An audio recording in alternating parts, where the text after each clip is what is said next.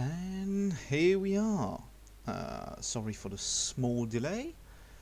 Uh, but yeah, it is a fairly nice afternoon. Sun is high. It's mildly hot. And yeah, it's a very enjoyable afternoon. So, since the mood is quite quiet and chill at the moment, I thought, let's do a bit of editing. Plus, I have actual stuff to do to prepare the upcoming mission this weekend.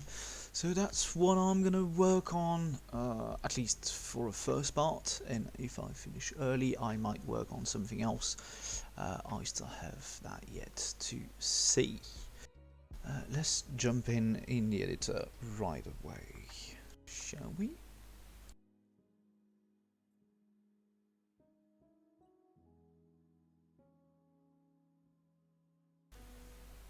Right.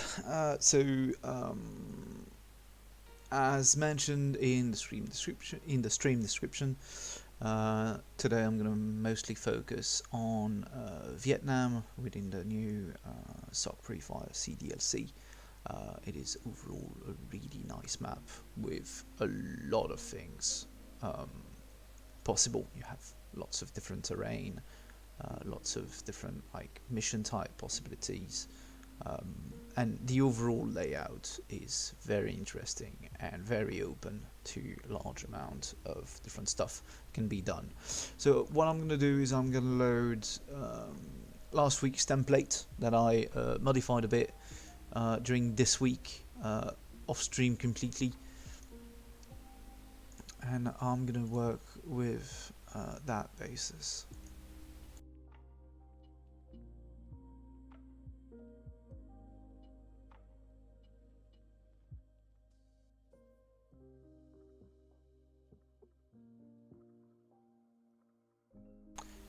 Alright, here we go. You can already see quite a bit of a change from the blank map. I've traced loads of lines on the map itself. Just gonna put that aside because I don't need it at the moment. You can see loads of lines running across the map. It's basically how I divided the map myself to make separation between South Vietnam, North Vietnam, what is supposed to be Cambodia on this map, what is supposed to be Laos, because as the name of the map implies, Cam Lao Nam, it is an aggregate of Cambodia, Laos, Vietnam, for Cam Lao Nam. So the three countries are partially represented. At least Laos and Cambodia are both partially represented on this map. Vietnam in itself, I believe, is somewhat fully represented on this map, although the overall shape of Vietnam is a bit weird. Vietnam in the middle of the country is supposed to be extremely thin and very long, and it basically has a larger part in the north and a larger part in the south. Well, you don't get exactly that thinner kind of layout in the middle, and everything is somewhat crammed together, which I believe might be my biggest complaint about the map. Because from Saigon, which is capital of the south, to Hanoi, which was the capital of the north, there is about a 20, not even that, minute drive. So it's maybe an hour, 2 hour walk and driving. It is extremely quick. So I would have liked Hanoi to be stretched a bit further north instead, and give me more room to play between Saigon and Hanoi, because right now whenever I'm using the front line, which was the DMZ, the demilitarized zone, called later on in the war, the McNamara line, that stretch on this thick layer of land here, you can see that it is completely rid of trees. It's because if you look at it, uh, it's a wasteland. It's a little battlefield with trenches somewhat on both sides. So you have trenches here, you have trenches there. That's that side being the North Vietnamese side. So yeah, whenever the players are getting close to the front line, I don't like the fact that they are basically in grenade launcher range of Hanoi itself, which doesn't really make sense. Yeah, it's a no man's land, we'll tell you, and welcome as well. Glad to see someone is there. Um, but yeah, it's a little wasteland, so I don't exactly like the fact that Hanoi is so close to the front line when realistically it was, um, I think, a couple of hundreds of kilometers behind the front line itself, and was never properly reached by ground troops. While in here, if you're on this wasteland of a zone, well, Hanoi is just there, so it's a quick stroll through forests. You go downhill for 2 minutes, and you're on Hanoi outskirts and train tracks. Which, yeah, for the purpose of the game, it's okay. But given that on the map they have so much room above Hanoi, I would have liked Hanoi to sit slightly higher. Although that advantage, the fact that we still have wiggle room to the north, gives us the ability to have some interesting places that are not very often really represented in the war, which is the logistics side of things for northern Vietnam, um, in the sense that you have these kind of places that are POW camps with huge holes in the walls that I did not expect. But yeah, POW camps, training base for the NVA and their supply line with Russian-made helicopters, and hopefully, maybe one day in the DLC, we'll have threats of actual Russian MiGs. That would be very interesting to see. So it would be where the Hanoi airfield of Jialam Air Base would come into play.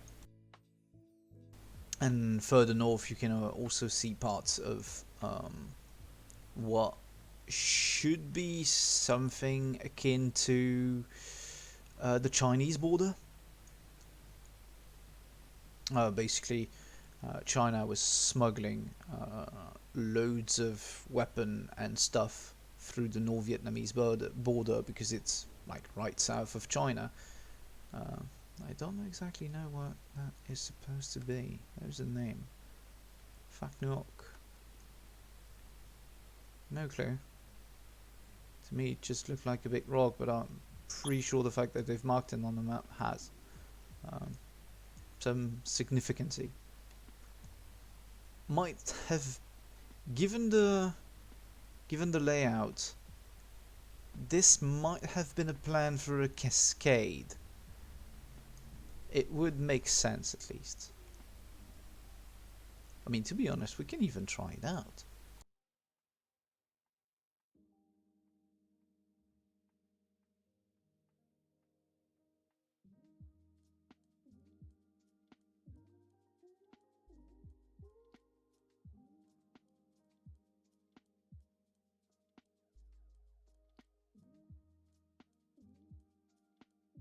Yeah. Yeah. Yeah. I mean, that's what it looks like. Spring, and I believe that kind of place might be a highly touristic area in this modern day and age. So yeah, that's maybe why they included that, because given the layout of the rocks here, it would kind of make sense to have something like that. Although I misplaced this completely.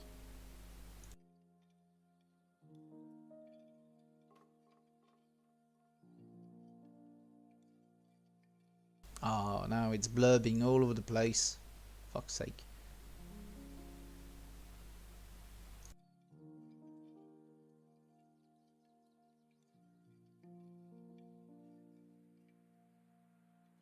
Yeah, that somewhat works. Although, as nice as it is, um, most people don't give a damn about it. So I'm not gonna take processing power off the server to process a waterfall, while all that people ask for are more enemies, more and more enemies that they can count or they can have bullets for.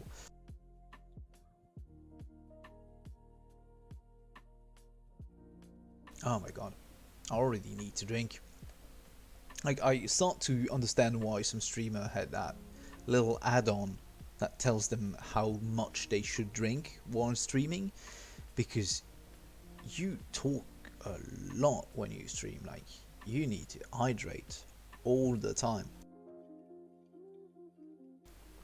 Okay, so coming to our um, Saturday mission.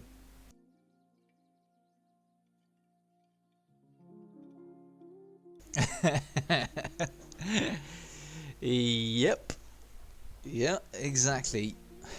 They need more enemies, and yet they can't really. When they can't handle it, they get frustrated and just get a bit pissy about it. But that's how it goes. That's how it goes. I think what they are asking for, and that as a mission maker, I think you need to try and translate that. As a mission maker, what they're asking for basically is not exactly more enemies. They are asking for the right balance of enemy. Not too little, not too much, just so it is stressful enough to be intense. It is enough enemies for everyone to have their moment of gameplay. Like the moment they felt, okay, I'm shining now. I am dropping guys left and right while half the team is wounded. This is me protecting them from an enemy assault. And everyone should deserve that, to have that kind of moment in Arma, I believe. And they are asking for to hit that perfect balance between enemies, firefight, difficulty of the terrain, um, basically every time. And since they do not know the behind the scene mechanics of editing and Zeusing, the only way they can relate to intensity is the amount of enemies. Uh, like you, from my knowledge, you've been in position where you fought maybe 8 enemies in a deep jungle, and it felt like fighting an entire platoon.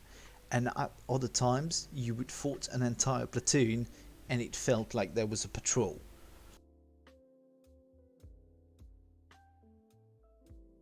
I think it heavily relies on uh, how far is the enemy, uh, where the firefight is happening, and whether or not the enemy is surprising you or you're surprising them. You're expecting them or you don't. And that really changed the dynamics of a firefight.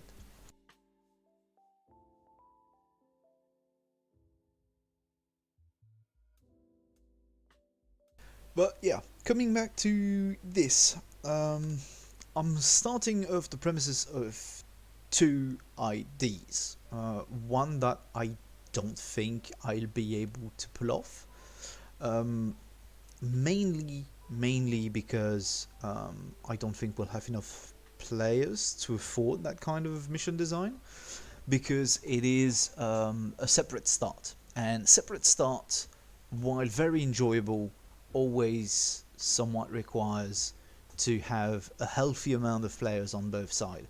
Otherwise you feel underpowered on both sides, and nobody really enjoys um, what is happening, because you feel short-handed, and you don't have the manpower nor the firepower to achieve your goals. So one of the two team would have started with like only two guys separated far away, and the rest of the team try to keep an evac secured until the two-man team managed to come back.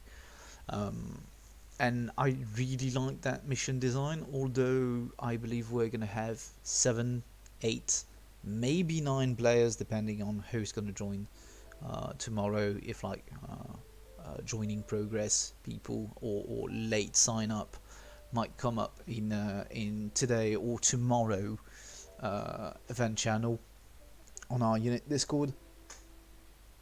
Well, I think that mission design is worth exploring and keeping in mind, but ultimately it's probably not going to work for this time. So instead, what am I gonna do? And that's one of the biggest questions I come up with when editing is, what am I gonna do today? What am I gonna put them through today? And we've used extensively some part of the map. I think we have extensively used this section, which was a very long patrol. Although they've seen this village and this village, they absolutely didn't go further on this side. So there might be interesting stuff to do in here. The Ashao Valley, I think we've done that to a pretty large extent already, although we've never actually crossed it from this side to this side, which might be an interesting setup. I really like this valley and I would like to use it, although I don't know yet how to use it properly. It is right behind the McNamara line, so basically the DMZ. So the front line is right there, and I think patrolling the rear line would be an interesting jump to make.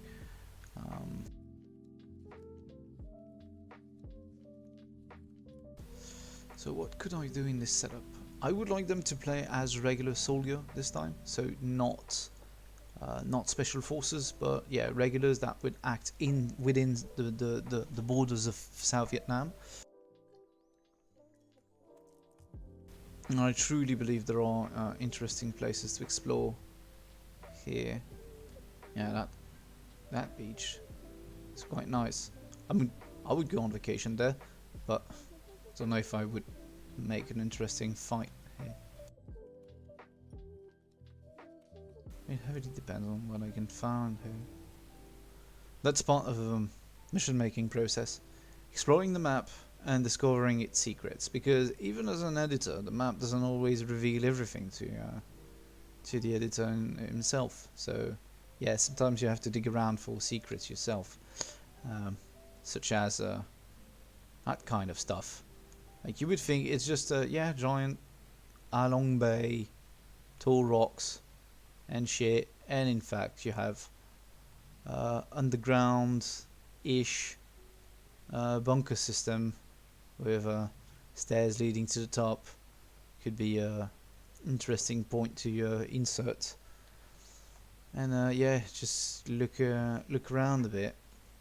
I think you can go down basically back to the sea from here. Have something that can look like an helipad. Then you can go further down using the stairs, just like that. It's a really interesting. I would like the players to play in this. I don't know yet how to drag them here, but I'm sure I can find a reason when the time comes. With something special forces, maybe using the ships, patrolling the Along Bay, giving them a proper reason to investigate various weird sites, such as old World War II bunkers. I think they do lead to the sea, although I don't know where exactly. Yeah. See, you have some stuff like that. That is just great, and that would mean fight your way up to the top, and please give me the count of the stairs when you arrive at the top. And yeah, the island is not itself too small either, because even though you have that small portion that leads you to the overhead bunker, you still have kind of room to build whatever you like here. Like you can build small encampment, supply area, even a makeshift landing pad for MI2s. That could be quite interesting to raid as well. You have multiple entrances as well. You have like access to the shore, although this one might not be practicable, or at least very steep.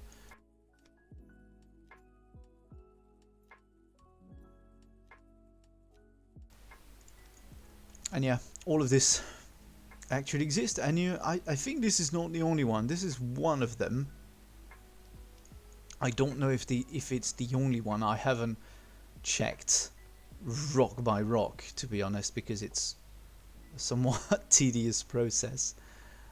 You can see hints on the map that it's there. Like if I look at this one, I think I can see maybe some form or another of bunker. Yeah, when you zoom in enough, you can see those bunkers here. So the map cannot hide everything either from you. Like they still have traceability.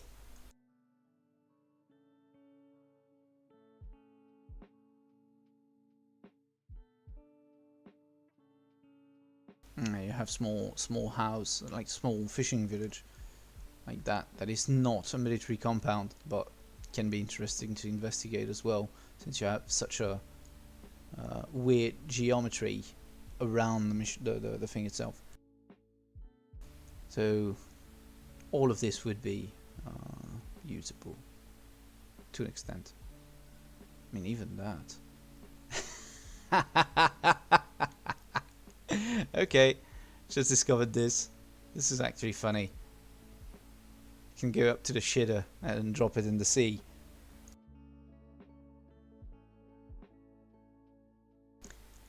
Where does that actually lead, though? Like, where does it lead down? Because I don't see a way in there. Like, that is thick foliage. So how do you find your way back? Or how do you find your way up? Because you can very easily get stuck on something in there. And yes, that is true. Everything can be a military compound if reinforced enough. Although reinforcing a thatch hut can be proved quite difficult. Yeah, this is a very difficult to access toilet. Like, you need both of your legs to get up there. It's definitely not for the elderly.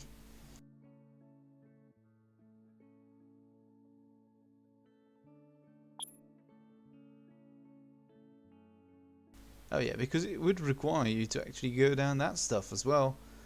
Oh my god. Like, if you're in a hurry,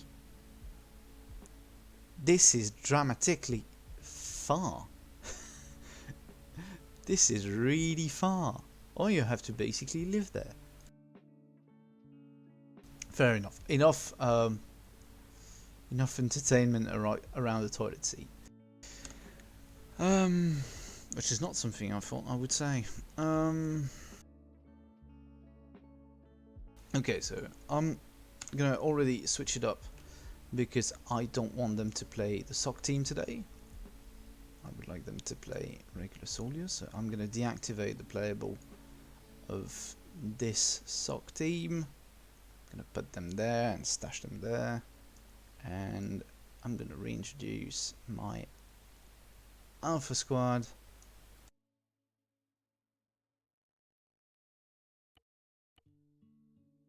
And here we go, playable again.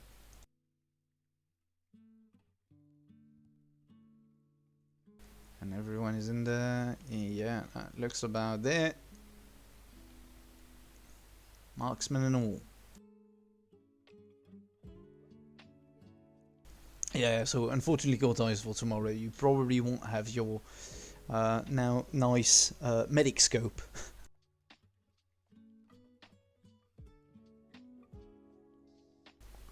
Which is a feature from MacV team that, to me, actually makes sense in a way, since the medic's supposed to be at the back of the formation. Giving a scope to the medic makes them reliable in a fight, because then they can shoot in a somewhat accurate way. It's in the base game design, so yeah. I mean, it doesn't really matter to me. Hopefully it matters to the people actually playing medic, because if you have a scope, that helps you being relevant in the fight to an extent.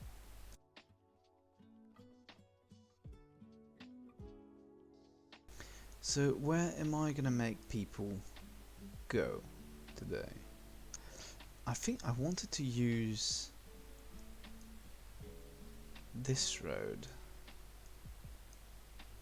like a border patrol.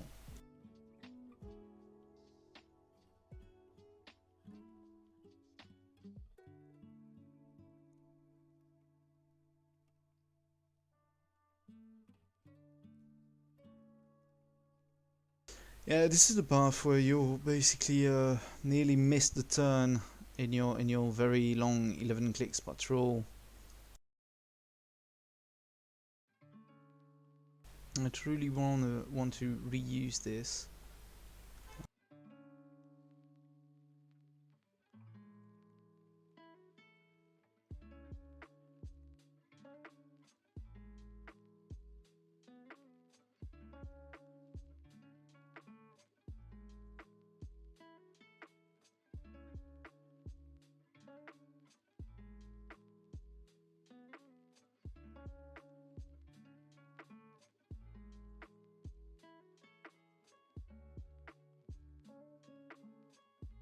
Yeah, yeah, I like this.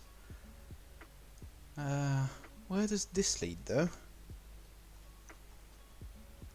Ah, yeah, this leads back into NVA territory. Okay, I think I want to use this because it's interesting.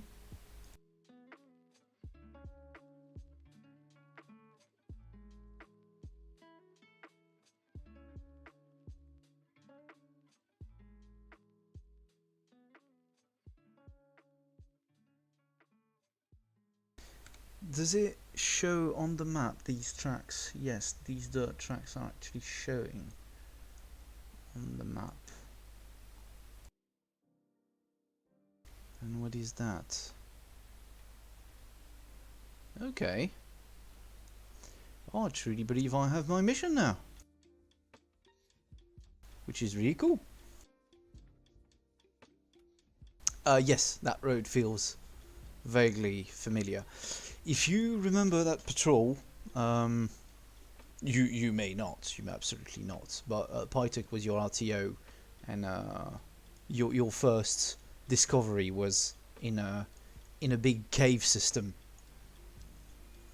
with multiple bunkers at one point. That you basically did the path of the patrol by yourself. And at that crossroad specifically, you had made a mistake. You were supposed to turn here in that path, and you did ultimately, but at first you kept following the road and you were heading west instead of east. So arriving basically at this point, Akron realized his mistake and went back in this direction. But had he not realized his mistake and kept pushing forward here, well, it wouldn't have been for completely nothing, because at this area specifically there was a truck depot for you to discover and blow up if you had reached that point. But unfortunately, he decided otherwise and went the other way. So that's part of the multiple via small objectives that you had missed on that day, and it's absolutely not a problem. It was somewhat intended like that for you to miss um, some of the objectives. Like, it's not a big deal. It was yeah, all part of my plan, that I knew I was building some stuff that would end up not being used anyway.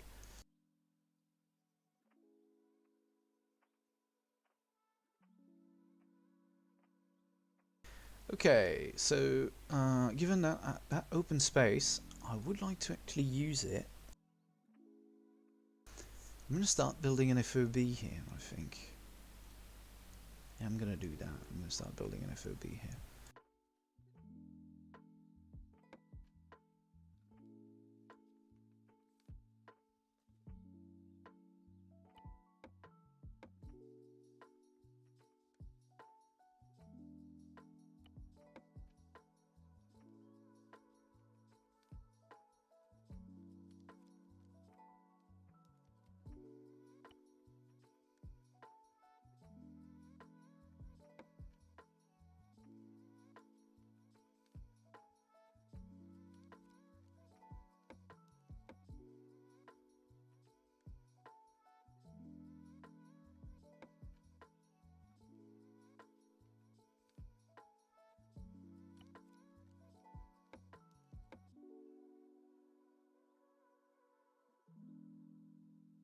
Right, that gets rid of a bit of the vegetation.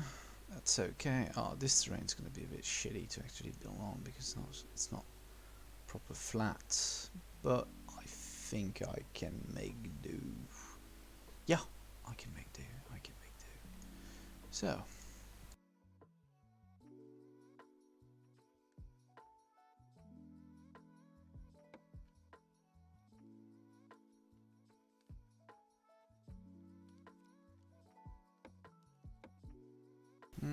Don't like situation room. I like a better barrack.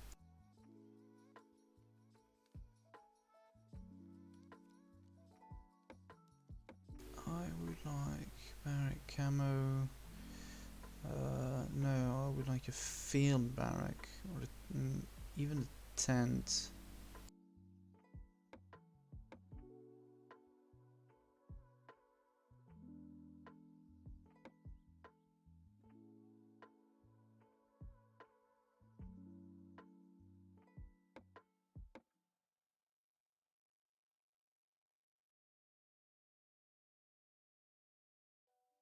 Is there somewhat of an insight to this?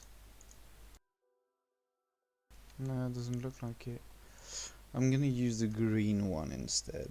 Large dirty. What's that? Does that mean? No. Don't want it dirty. Not now, at least.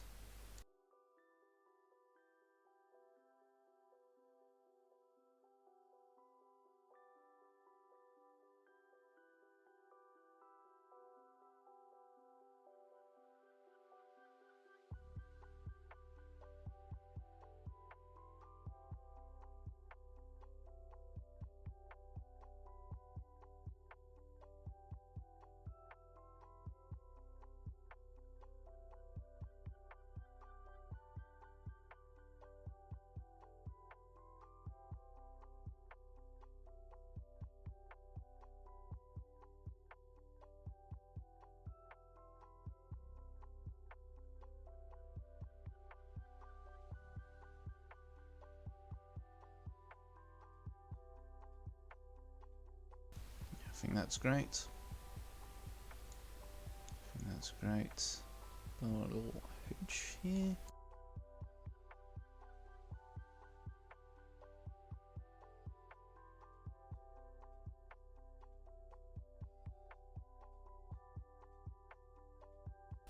What I'm thinking when doing this FOB,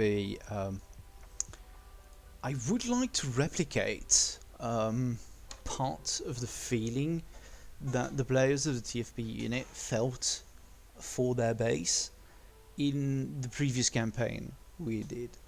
The previous Vietnam campaign we did was on a map called um,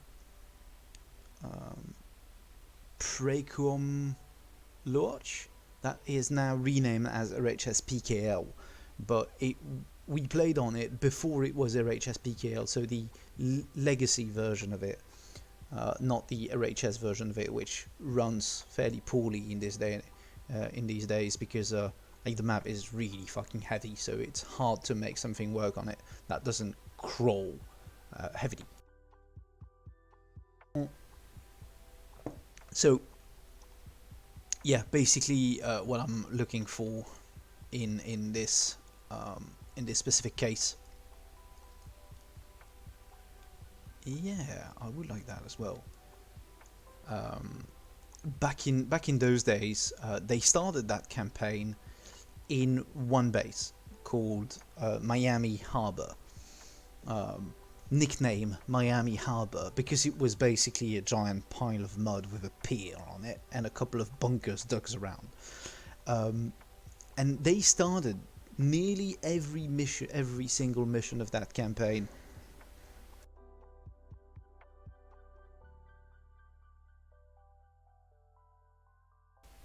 Excuse me, what?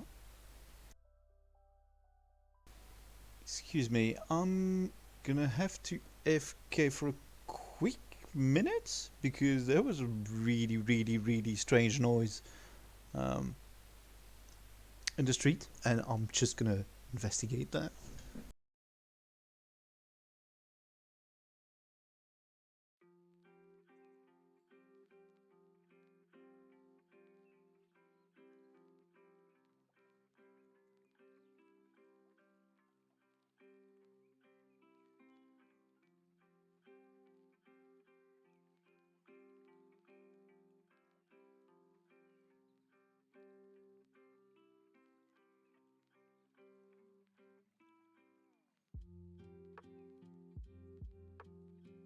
Alright, back in. It was just a guy moving a rolling scaffold in front of the house, doing like tons of noise.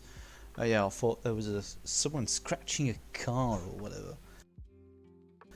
So yeah, what I'm looking for, they started everything in this Miami harbor, and they grew somewhat attached to that base because it ended up being their home in a way.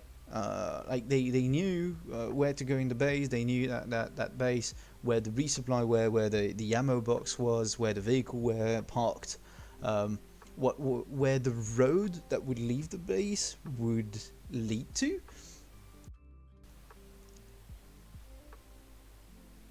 Hey, welcome. Unfortunately, it appears your emote doesn't exactly show for some weird reason, but I guess I understand the intent.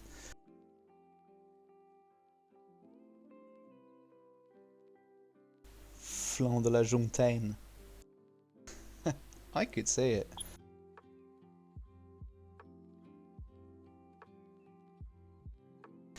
So yeah, basically they knew where the roads leading out of their base were leading to. So they started to know the layout of the terrain around their base itself, which is something I quite like, and I would like to try and replicate here. So I'm gonna put a helipad because I'm no. God, no, do not press enter in the editor. That makes you start. New mistake. New mistake. Thank you, Zeus Habit.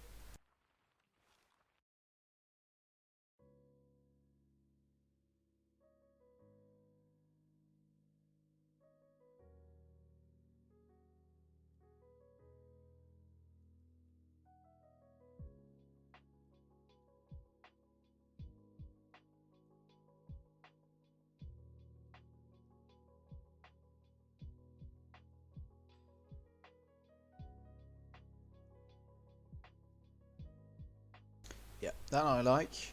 That I don't like.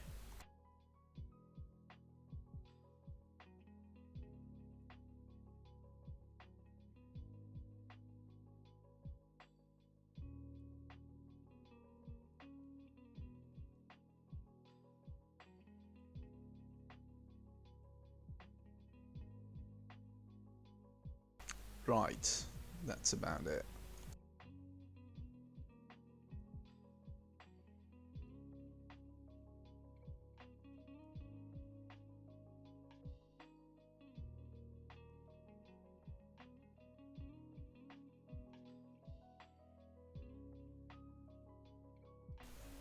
Yeah, some people might say, yeah, but that's unnecessary to go to that extent. I would say yes, in a way, but it doesn't cost me anything. It doesn't take time for me, and it looks neater that way.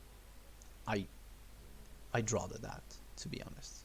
When things look somewhat neat.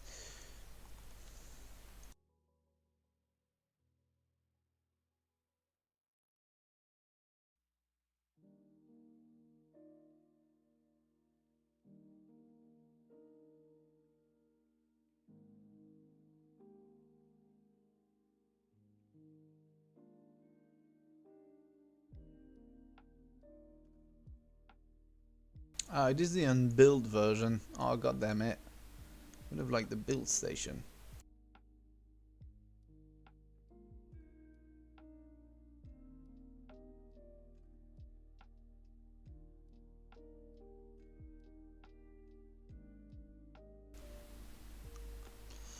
Never mind. Never mind. The model's actually there. I don't know. Has it a special state? No.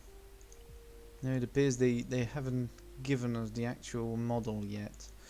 So I believe it's gonna stay like that. Otherwise, water instead.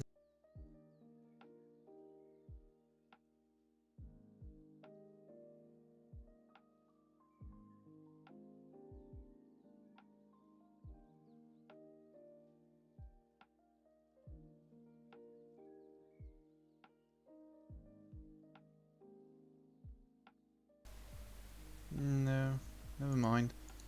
What does that look like? Water station. Nah, that's too big. No, I want to go for the really small.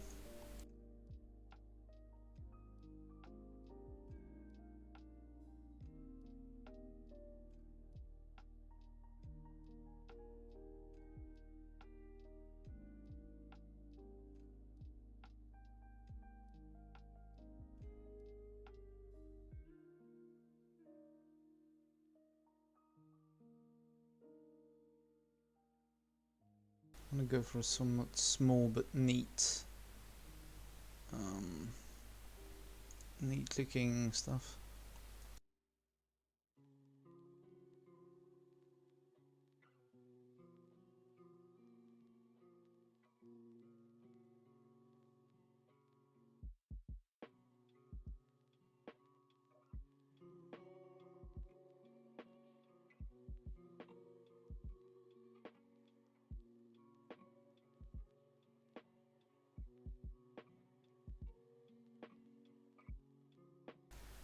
I'm pretty sure that if I place that sign here, first thing they're gonna do is walk up here and smoke an entire cigarette right next to it.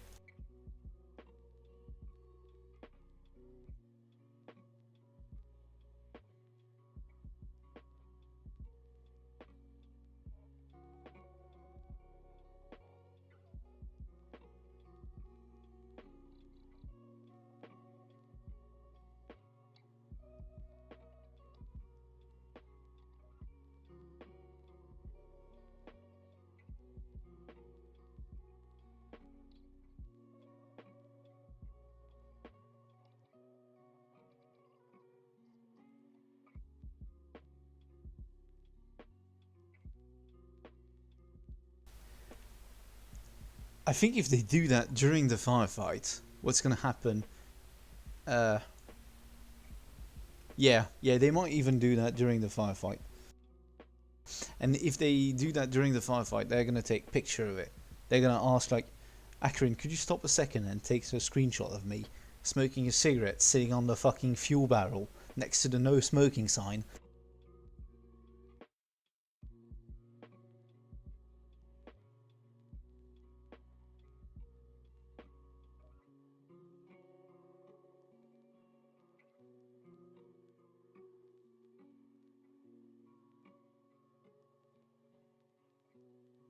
because I quite know them.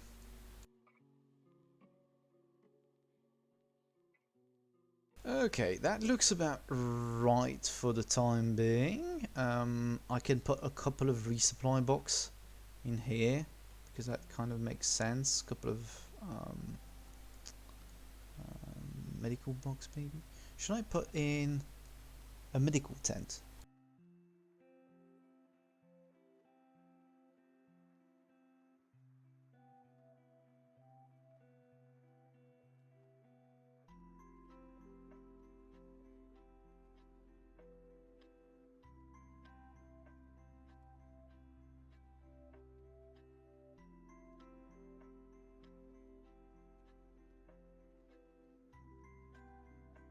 No, I would like the green one. Here we go. Yeah, sounds about right.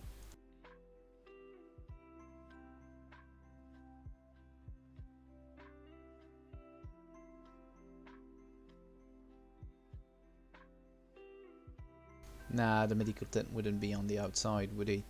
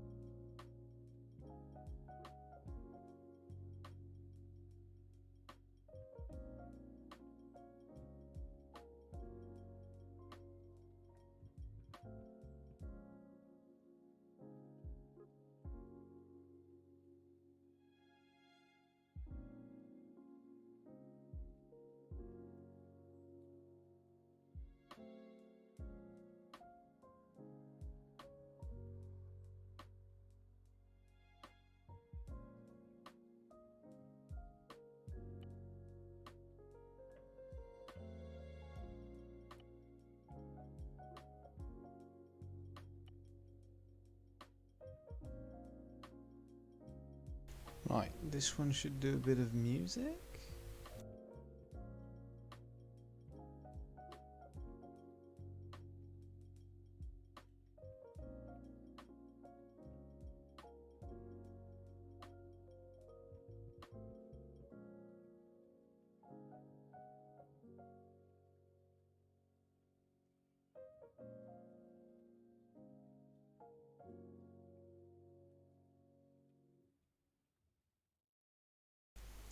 It's weird. I thought they would call that a stretcher. I'm looking for cam beds basically, and put that in the tents, but yeah, I guess it's not necessary at the moment. Better focus on the rest.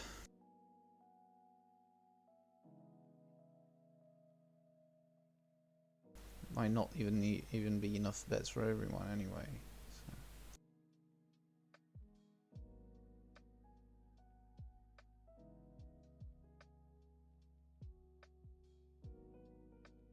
So it would be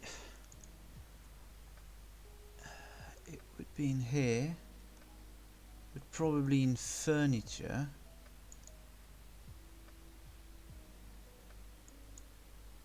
Fireplace, shelves. No, it's not in furniture. It would be in something like camp or whatever. Caves, commercial, military. Military, maybe? Not entirely sure. Looking for simple stretch beds. I can't seem to find that.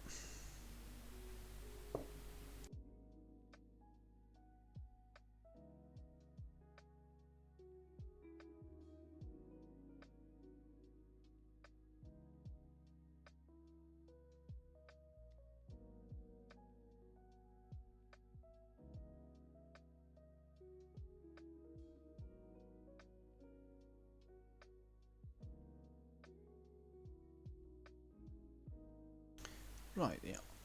US Army flag. Let's still give them a South Vietnam flag. PAVN. Oh no, PAVN, that's North Vietnam. It's the ARVN. There you go. The ARVN flag. And we're gonna put that on the roadside here, because you're basically gonna be a border checkpoint.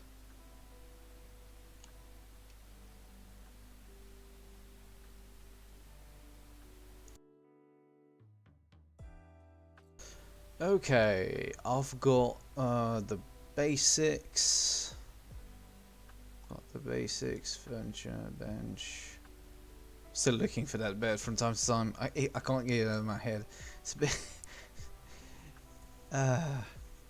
It's annoying. It's a bit annoying. What would be the name of those beds? God damn it.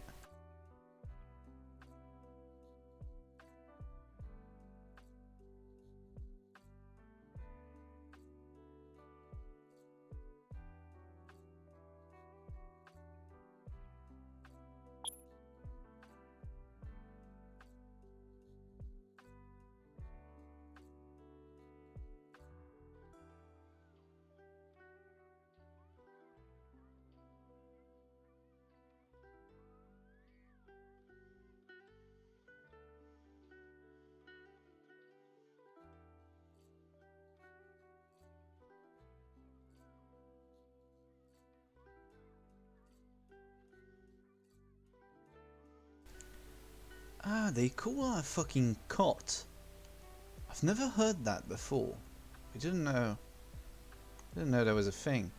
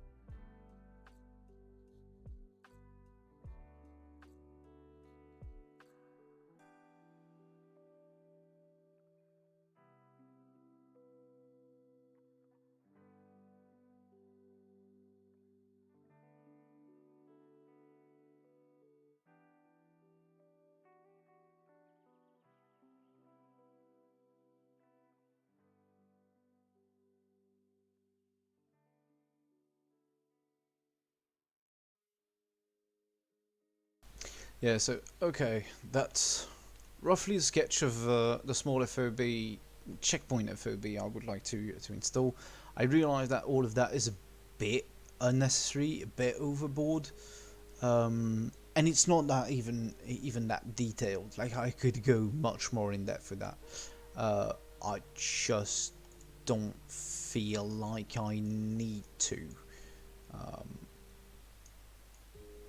Mainly because I they don't the player I have don't really like.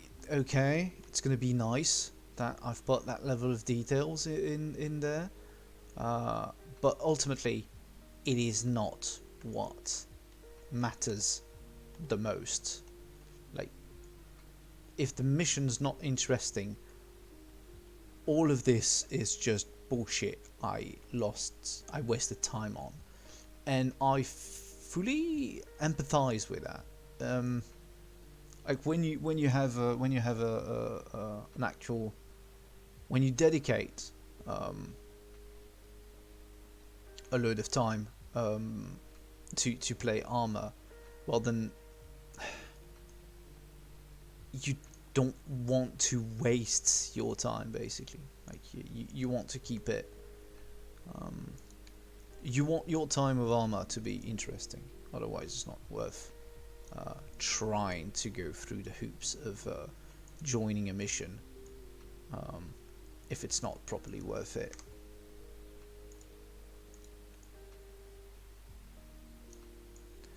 Yeah, 2 stretchers, that should be enough.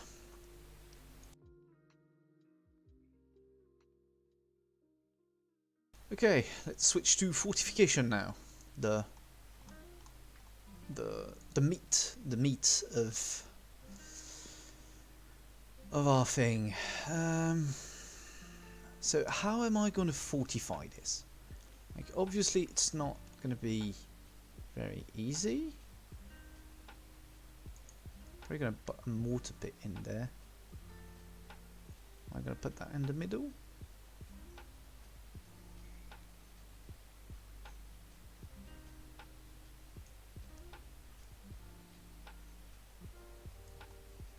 Here might be an interesting place for a mortar pit. Yeah, and it makes sense as well. Perfect.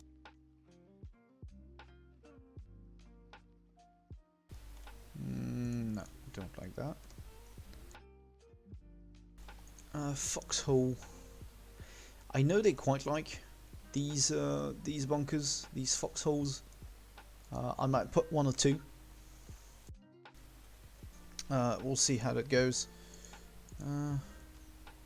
Trenches.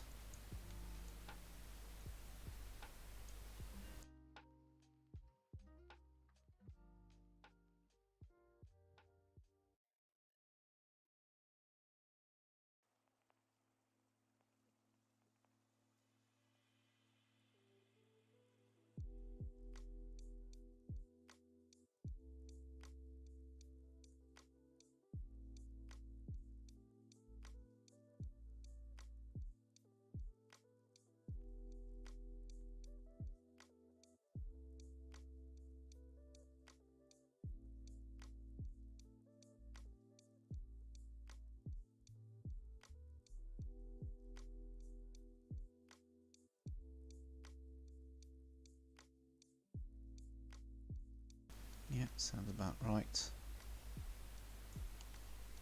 I might shift that a little bit. Yes, I am. I'd like this to be turned that way.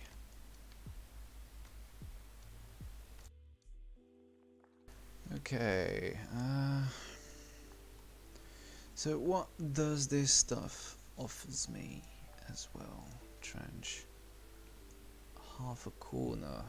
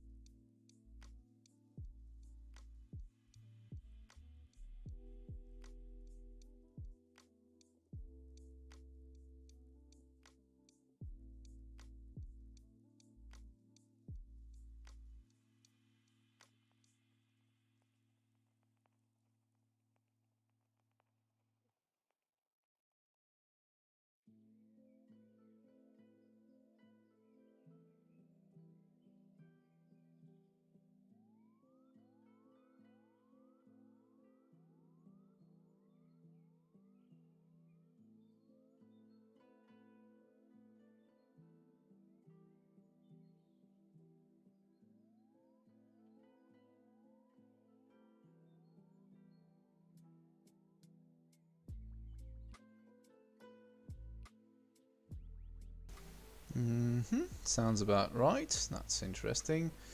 I'm gonna put another terrain removal here. Like, I can already hear people complain that this is not high enough. They need more cover, and I tend to agree with them, although although this terrain is making it difficult for me, because I don't really see a way of giving them higher cover aside from doing something like that, which is workable. I could work with something of that nature. Let me check if I can work it out slightly higher.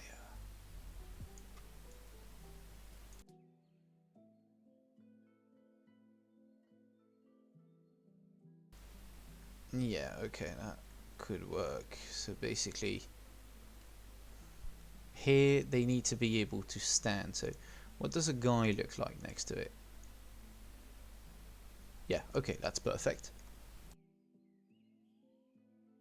This one, it is not planned to fight from. It is purely cover. And I like it that way.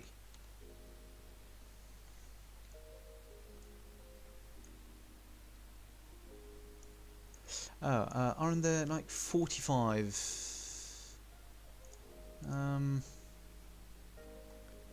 45 degrees angles? Yes, there are.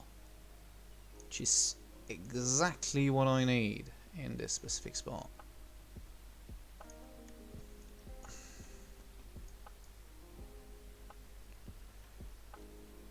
Okay, yeah, works. Let me grab this one again.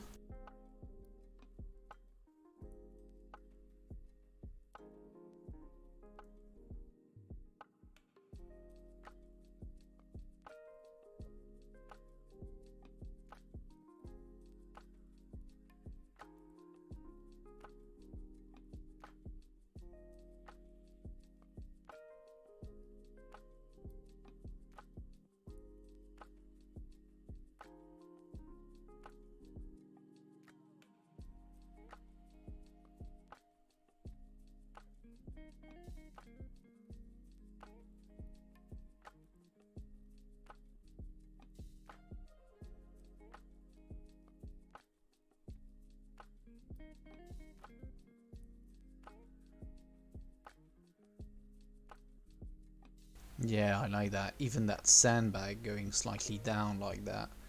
That works perfectly. Hey, welcome back, Jam.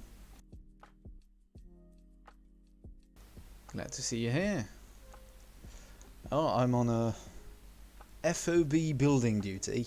So, creating a border checkpoint of my own.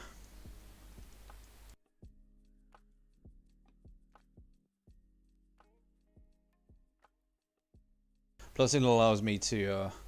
It's going fine. It's going really fine. I mean, the weather is nice. It is mildly hot, not too cold. So, I'm feeling in a chilly mood, a chill type mood. So I thought, might as well do some editing while I'm in such a light and good mood. And what about you? Feeling good? Having a nice Friday?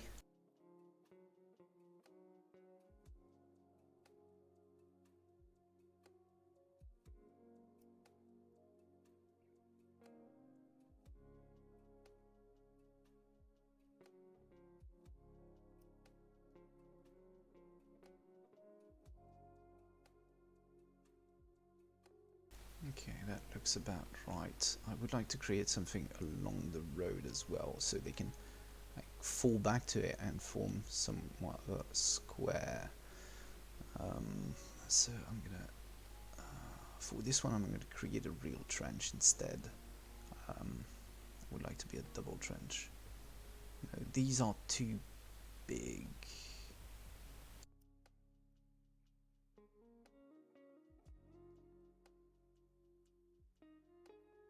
Yeah, these works.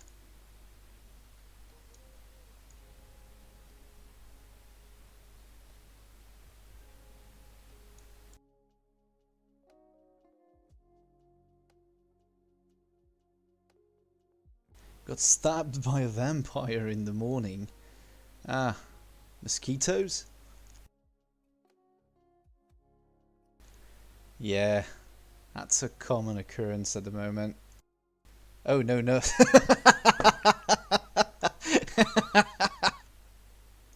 That's that's another type of vampire.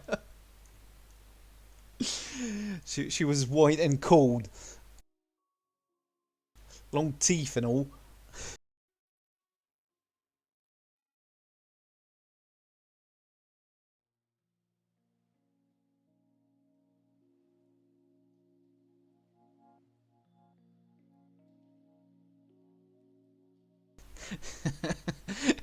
That's a quite a good one.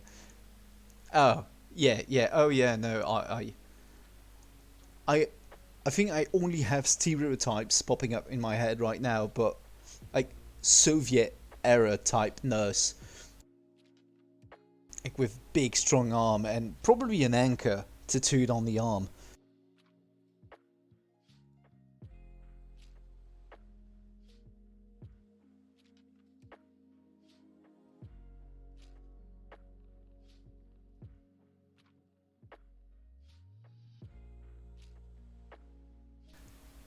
So yeah, I can fully empathize with that.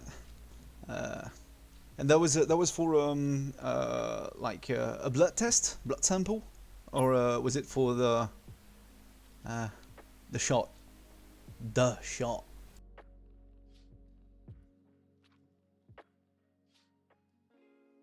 No, I don't want a fat trench. Fuck off.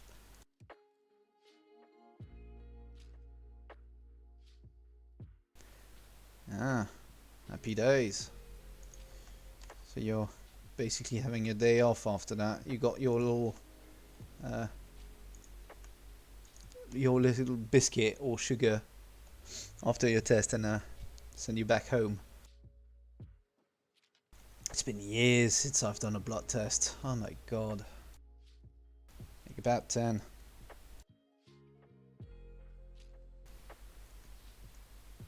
Oh, what a bunch of like greedy bastards. They used to give out like cookies or at least some shit that you could bite on after any type of blood test. Even if I was in my 20s, I'm pretty sure it was common occurrence.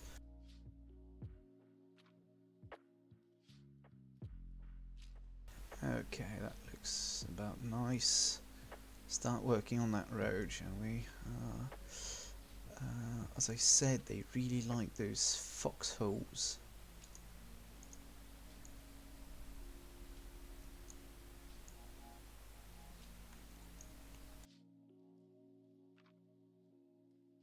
Yeah, this one gives a great line of sight over the road. That's perfect. No, only 2 vials. Okay. Yeah, no, that's a bit. Yeah, that's not putting you off too much. Yeah, it's not. It's not. It's not blood donation, so they're not taking about like a barrel. I would say what, half a liter or whatever for blood donation. Yeah, they used to give stuff. You do that. No, this one.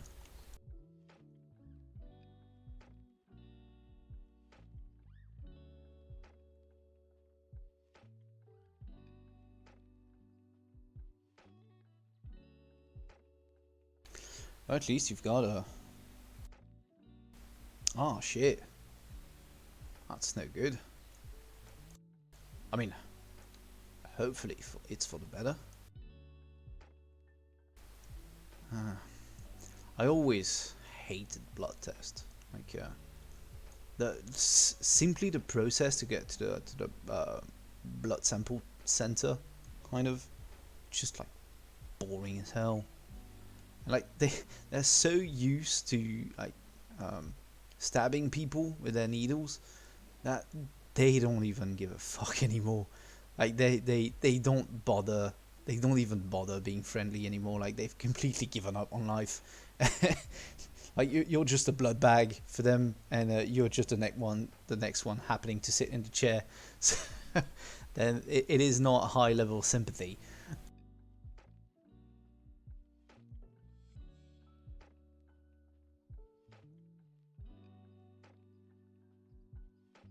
Yeah, yeah, that's cool.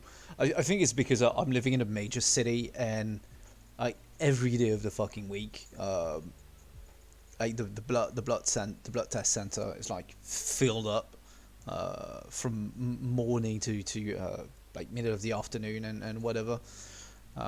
So it's like a real like blood factory in here. Plus the results are always like taking um, weeks to arrive. So I think I remember doing my last blood test. I think the results were sent back to the doctor, and I completely forgot to go to the doctor afterward. So I don't even know what were the results. I assume that since it was 10 years ago and I'm okay, it was probably a good result.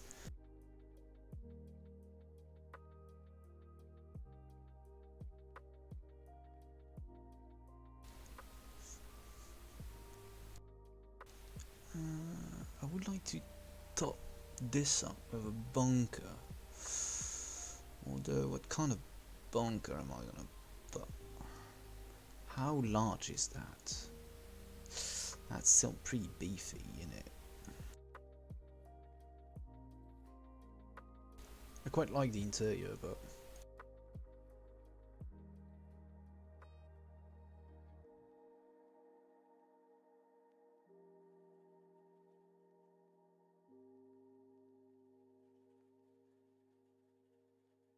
maybe if I put that across the road, that would make sense.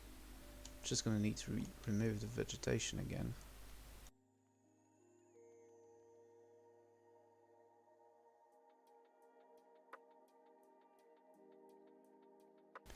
The 16th. Oh, God. Like, yeah. Is your arm feeling okay? Like, or is that being completely dotted? Oh no, it's not grass cutter that I need. It's this one.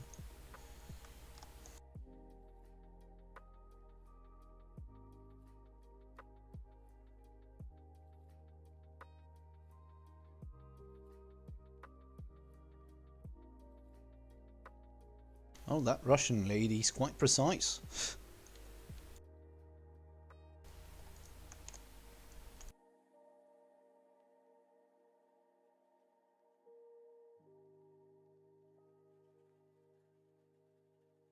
That feels about right. Just gonna add a bit of sandbags on top of it, just to give it a bit of cover. Sandbags, sandbags.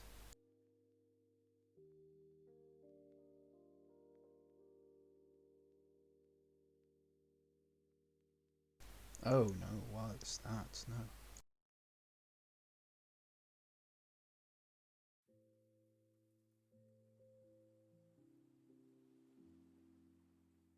Ah, they're slightly from different tone. Ah, okay, no, yeah, they're down there.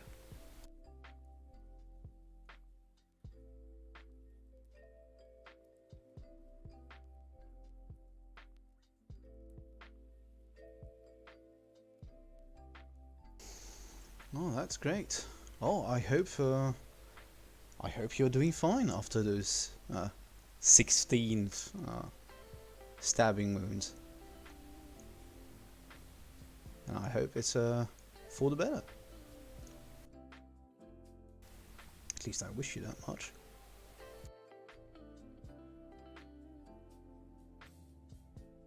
And that's a corner. Okay. Yep. So to resume a bit of what I've been doing for the past hour or so. Um, Saturday is our main event, and we shall see what the doc says on the 20th. Cool, cool. Oh, I wish you luck. And yeah, so basically Saturday's our main event at the moment. The ongoing campaign is Vietnam with the new CDLC that we talked about the other day. We've been quite enjoying it, and right now they've done a lot of patrols already. So I'm willing to give them a bit of a respite by making them go through a static mission instead this time, something a bit more sedentary. Although they're probably going to move out at one point, but yeah, I want them to be busy in a border checkpoint here between Laos and South Vietnam, and just like overwatching, watching over the road, and see how that goes. That is slightly not what I wanted. I want that out of the way, but does that glitch the whole shit? I bet it will.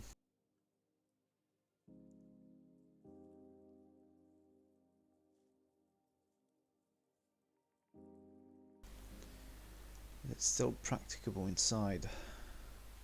Yeah, it still is. Okay, cool. Is that glitch here? A tiny amount. Oh no, my OCD. So yeah, that's going to be my border checkpoint here. It's a long road, following a river, basically. On this huge map, it's on this very, very, very tiny section. And yeah, the red line here, that's something I drew myself. It's basically the intended border, that when they developed the map, it's the intended border between Cambodia and South Vietnam.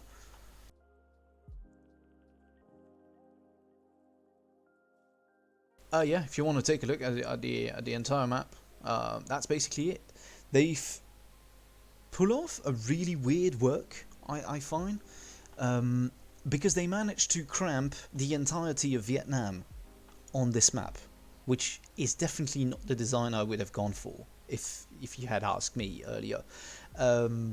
Because like you have Saigon, which is now Ho Chi Minh Ville in the south here, and you have Hanoi like quite in the middle of the map. So basically, you have the entirety of Vietnam here on this side, which is really weird, because it looks like it was dwarfed, like it was like compressed together. Like you don't have the feeling that Vietnam is that long stretch of thin terrain on the border of what it once was Indochina. So it looks like a dwarf version of Vietnam, like a little fat Vietnam. So it feels a bit weird, especially since the driving distance between Saigon and Hanoi is about less than 20 minutes. Which is definitely not historically accurate to any extent whatsoever. And so whenever you're fighting on the front line between North Vietnam and South Vietnam, you are literally in RPG range of Hanoi, which absolutely not how it's supposed to be, and it makes it feel a bit weird. But the map itself is extremely large. Like they've went for one of the largest playable design, I feel, which still makes it feel large when you're on the ground, because covering the distance on foot is still quite a trek. Like they've done a patrol 2 weeks ago, I believe, or maybe 3 weeks ago. Like it was an 11 kilometers patrol, and they pull it off in like about 2.5, 3 hours, roughly. And they had quite a few engagements in there. And what, even though it was an 11-kilometer patrol, it was still like roughly within that area, within that green square I'm drawing on the map. So yeah, there was a bit of like back and forth. There was a bit of trail following and crossing through the jungle, going high up on mountains.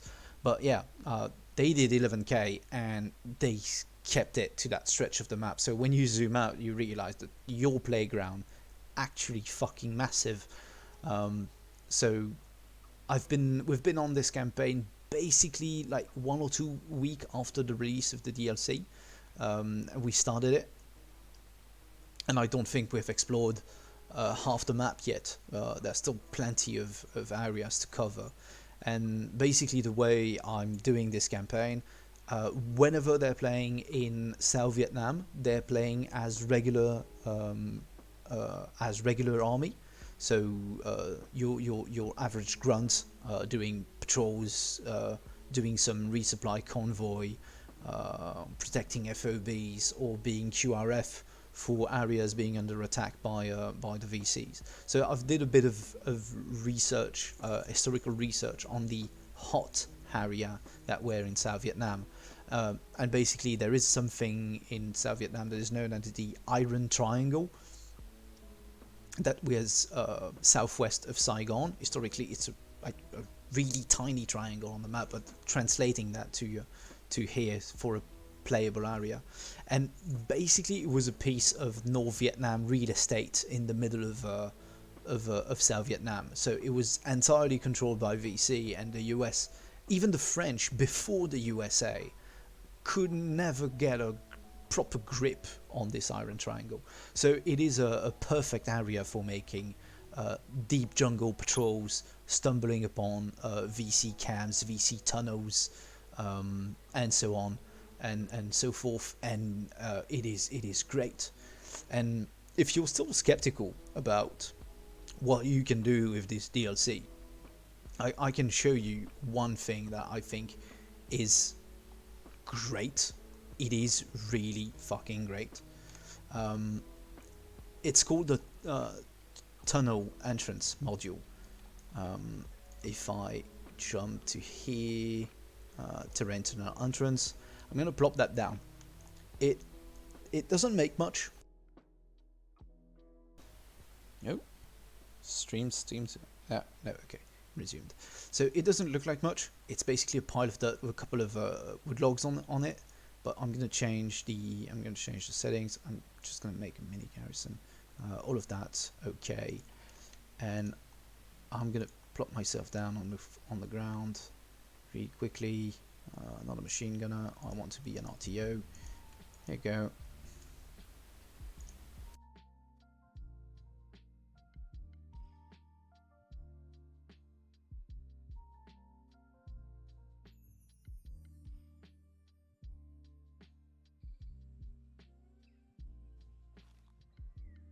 And basically that's my tunnel entrance. You can hide that.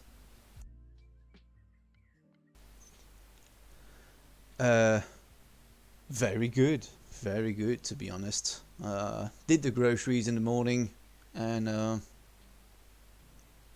basically nothing else.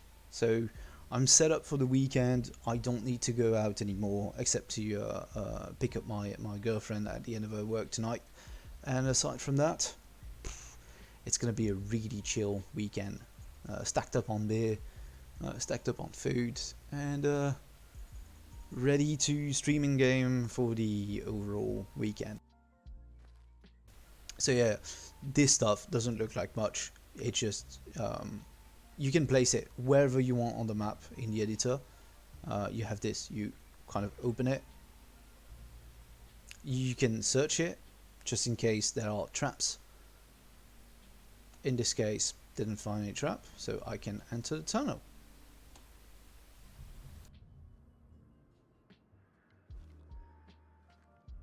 And here I am. It TPs me into an actual tunnel system within Arma that works. surprisingly it works. uh, and yeah, it is a really in-depth sorry, I'm a bit laggy at the moment because I'm running multiple things in the background. Arma doesn't really like that. And it is deep. Oh shit.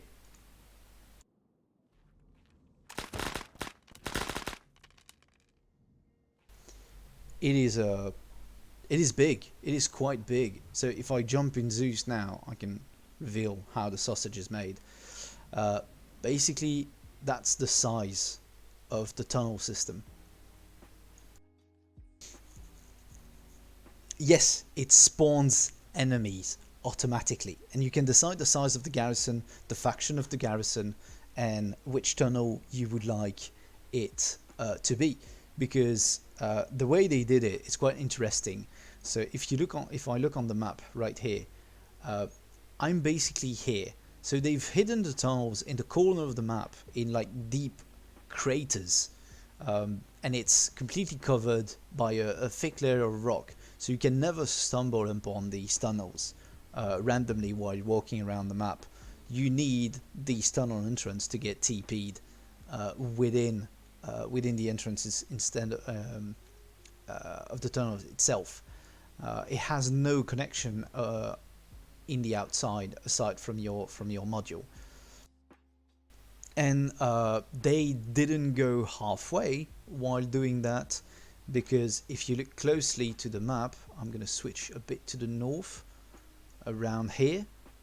Here there is a second one, and they have in total 6 models of tunnels like these that can all be set independently um, within each one, um, and from different start, from different end. And if you want to really put your player through some nightmare shit, well, you place down the entrance of the second tunnel at the end of the first one, and then it's kind of a tunnel inception. Everybody loses their mind, they start shooting each other, and they are crawling for fucking sunlight. And last week they had to clear some of this stuff.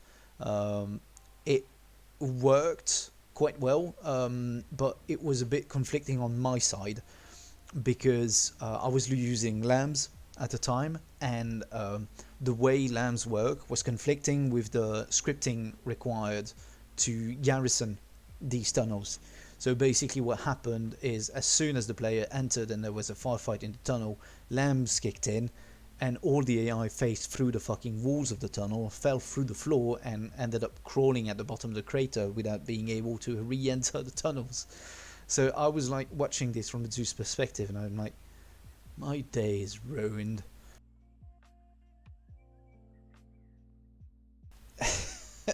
So yeah, I had to cobble together quickly something. So I was spawning AI one by one here at the end of the tunnel, and quickly dispatching them manually inside the tunnel to make it think like, no, there is still a garrison there. They not all fell through the floor. Please keep going. Keep playing. There's nothing to see here. Like, show must go on, basically. Despite the disaster that's happening on stage, you must keep singing. Keep singing. So yeah, that was quite funny. And yeah, they really went overboard with that, because you have different sizes of tunnel. You have one hidden here, one hidden here, and they use like all the extent of the map to create these different tunnels. And it's really interesting, because since you can place down that type of tunnel entrance module wherever you want on the map, it always surprises the player that, oh, okay, we've cleared that camp, but suddenly we realize much more there's much more to this than meets the eye, because that means that cam clearance will require tunnel clearance alongside it. And navigating the tunnel when you have a 8-player team entering this shit, you can expect at least 2 to 3 people to lose themselves in those tunnels, because when we're playing it in a somewhat realistic fashion, so they don't have Oh, you do? Tunnel rat. Yes. Um, it is an actual unit. Tunnel rat. If I go to US Army, Tunnel Rats Squad, and basically a pistol, a gas mask, couple of CS gas grenades, and yeah, you go in with your flashlight, your pistol, and hopefully you come out alive. And CS gas is in the mod. It actually works as well. It makes a kind of a yellow mustard type gas that kills the enemy over time. Like if they stay, they will try to get out of the gas, and if they stay too long, they will just collapse. You have Willy Pete that makes a giant, very good effect. They have what else? Napalm, of course. The VCs have Molotov cocktails that are terrifying when you're on the receiving end, because there is absolutely no warning besides the shattering sound of glass and then a feeling of burn flesh all over you, and it downs you extremely quickly because that fuckery expands when it hits the floor, and it's a risky fucking job to be on the receiving end of that.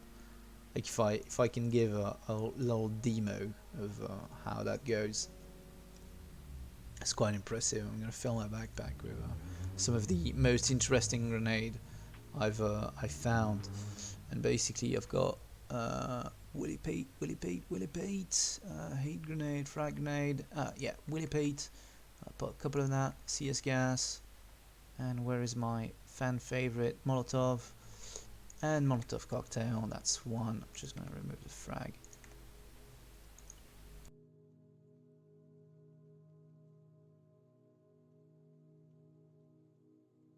Yeah, if they have the time to, yes.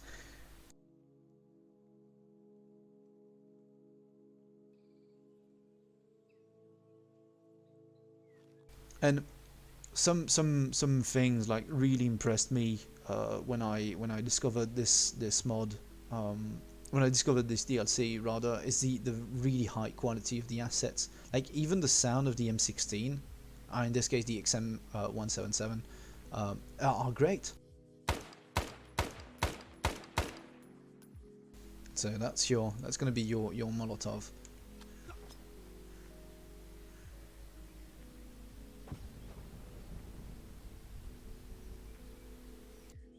And it kills.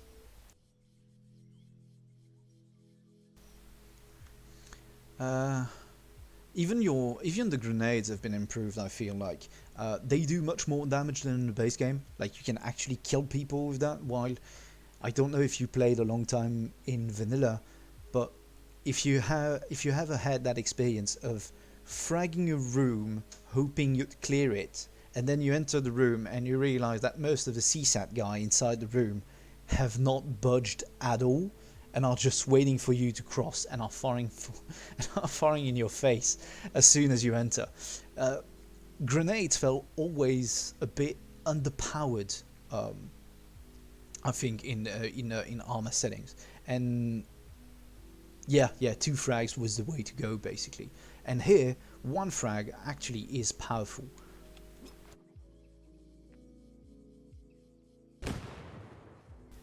And you don't need ace to have fragmentation. You just one flew through my screen basically.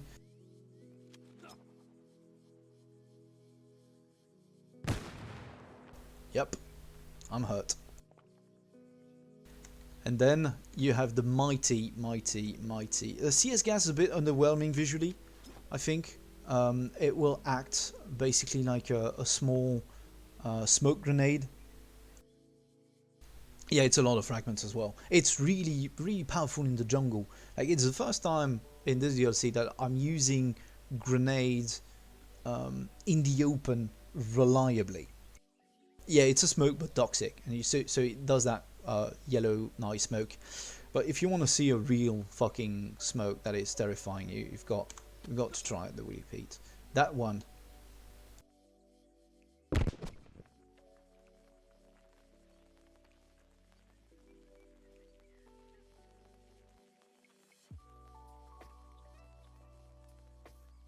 That one's perfect. To be honest, I really enjoy it. And they've put a lot of voice acting. They've put a lot of voice acting in the enemy. Um, I'm gonna try and make it so you can hear it basically. So I'm gonna TP myself here. Just go down for a second, and I'm gonna place just a couple of VC, maybe a recon squad high here.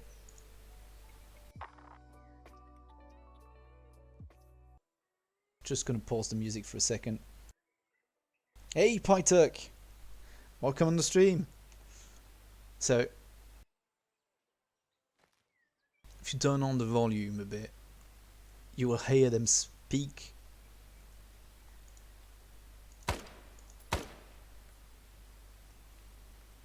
If they actually react.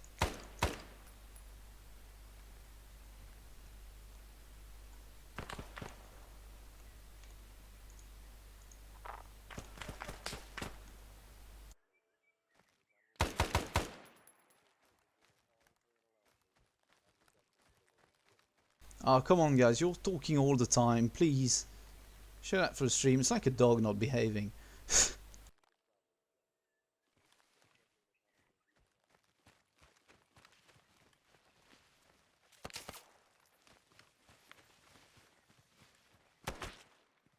Oh, sweet fucker. Oh, grab that one.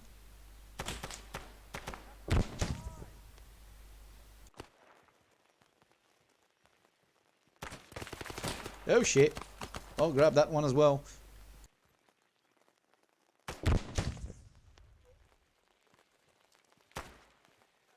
Yeah, he's probably not happy about it.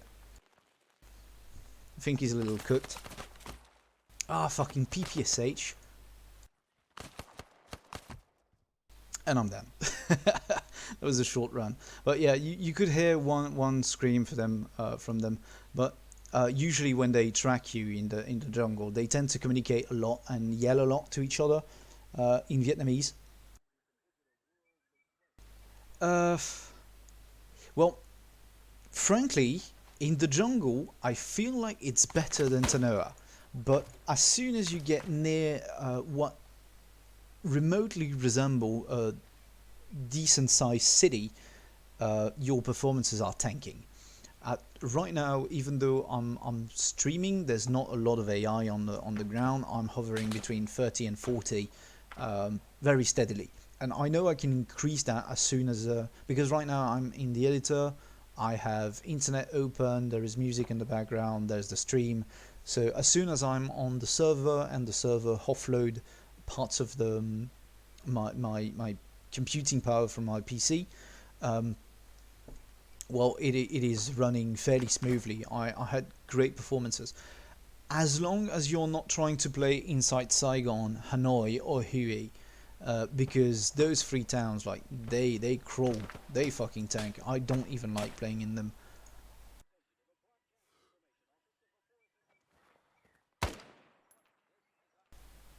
Seriously? Thank you.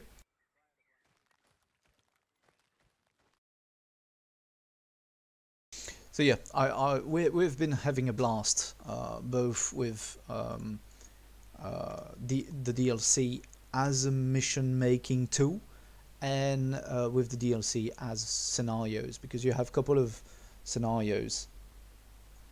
Yeah. If you've obviously played through Georgetown, and that stuff it's not good. It's not good. You have to be very careful with the amount of AI you put in there, because you can ruin the game for most of your players on the ground if you go overboard within Georgetown. And it's the same for any reasonable city. Like, even in the editor, if I jump to Hanoi right now, or to even to Saigon, if I jump to Saigon, I'm gonna see a definite drop in FPS. Okay, I'm starting on a freeze frame. that's that's a good start. So yeah, I'd say even the big cities are competently made. They are using a mix of Altis assets, Tanoa assets, and weirdly they've brought back some of the Cup Middle Eastern asset, just like this house. Although they still bothered to change the signs on the building, like everything is in Vietnamese, nothing breaks the immersion of like the shops and all that. They have changed all the signs to for them to be in Vietnamese and to be accurate to the time period. So that's all properly working. Despite that, yeah, even without it, I mean, yeah. And if you want to give those 24 people something to do within Georgetown, uh, well, that's going to be a struggle a bit. Like you have to carefully manage what you do, and people with a lower end computer will not be happy to play in these area. That's why we've mostly been avoiding large town so far, because I want to prevent that FPS loss, and I would like even people with low end computers to be able to enjoy the game as much as anyone else. We've had that instance in the past where one of our guy um, basically was plugging his monitor into a potato, and um, it was really difficult for him to play anything. So the most enjoyable map for him were desert map with a couple of buildings here and there, so he could actually um, play something more than a slideshow. Yeah, it's a decent way of doing it as well. Um, I've never removed these assets from the map here, because I'm not sure with the height terrain object module if that would actually save performances or not. I've always been afraid of hiding too much, because the map, if you leave it alone as it is, tends to run quite smoothly, and if you spawn AI dynamically, not in huge bulk, um, you're gonna end up with decent performances. Yeah.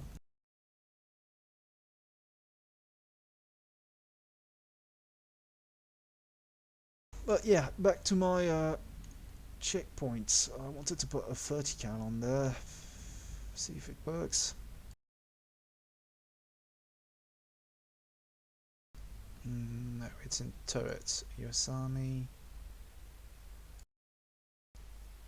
Oh, and they've implemented anti-tank gun, which can double down as artillery, uh, which is finally something that I'm happy to see. 30 cal low.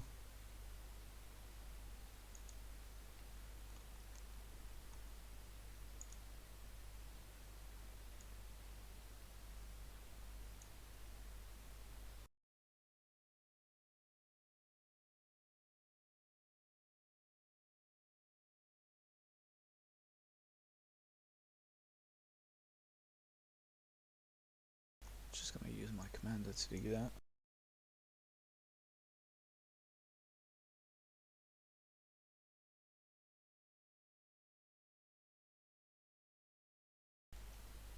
Okay, that's cool.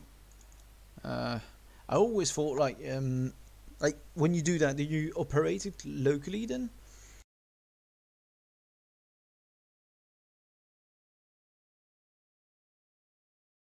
So it forces basically each computer to hide all the objects by themselves, because otherwise I think the terrain object module runs with the server power instead. Oh, fair enough, Pilot. Don't spoil yourself too much.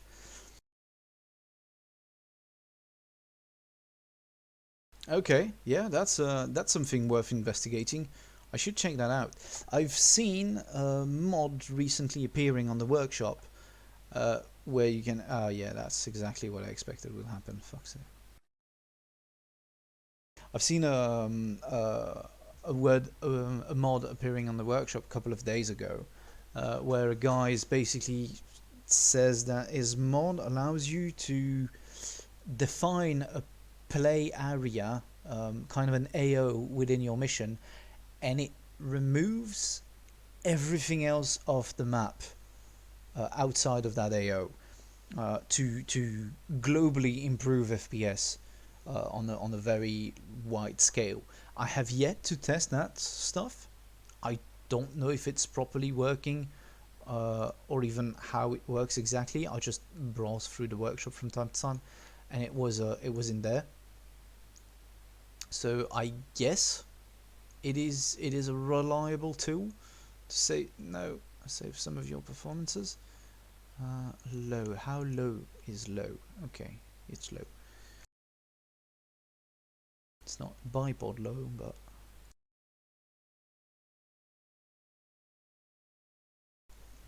yeah. I'm always looking for ways to improve FPS, because although computer are still like rising up in performances over the years, like not everybody has the actual budget to buy a new one every time a new graphic card series come out. So I know it for myself, because I still have a decent computer, but it's definitely no longer at the forefront of what is the best. So like I know that on very heavy mission, my PC is struggling heavily.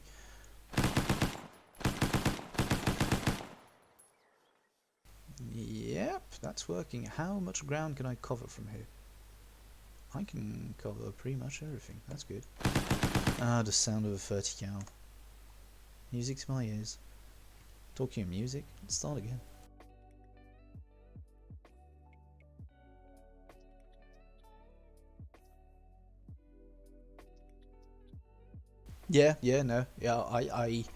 I do understand the struggle. I think my CPU might be just below what you have. My GPU's one tier above. I think so. I'm basically trading in the sense, especially since Arma is very CPU intensive. Like in scenario of lots of objects, lots of AI, lots of effect. I tend to struggle quite a lot. I've been like the first mission that one of our other mission maker did a couple of weeks ago. I was crawling at a 14 to 16 FPS throughout the mission, and after 2 hours, the only thing that made me was having a fucking headache. Like I the only thing I wanted after the end of the mission was to just lie down and try to get a bit of of respite for my eyes.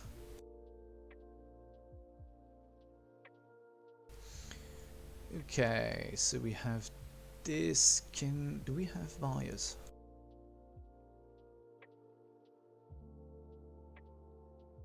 Of course, if I look at this here, that's not going to work. Buyers, crossing buyer, no, that's for train. That's for H buyers.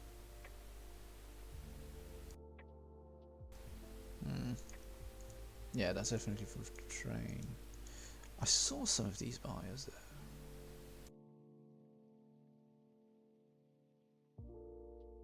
Maybe with gate, I'm gonna have more success.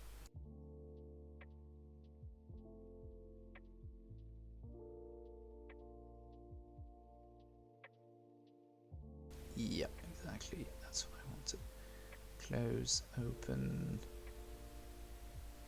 Is it open by default? Yeah, it's open by default. Let's keep it that way. It's not perfect, is it? It's not perfect.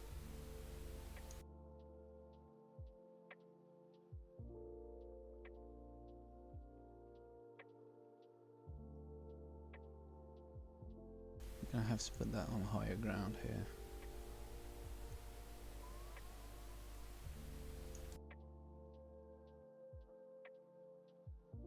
I don't think I'm gonna be able to prevent that from just clipping through the floor, unfortunately. I'm gonna keep it like that. fits like a glove? Yeah. Or let's say that they dug a hole below the concrete counterweight, and that's how it works.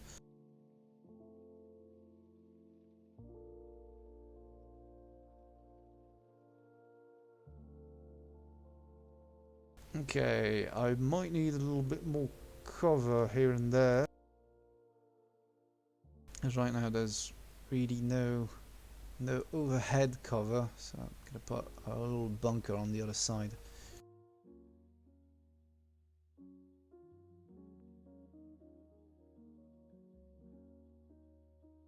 Cool.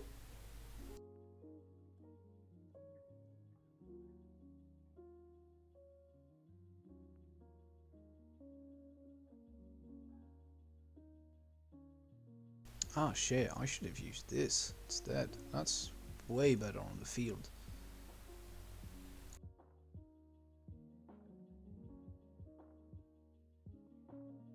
Oh, sorry guys, but I'm gonna get rid of this one instead.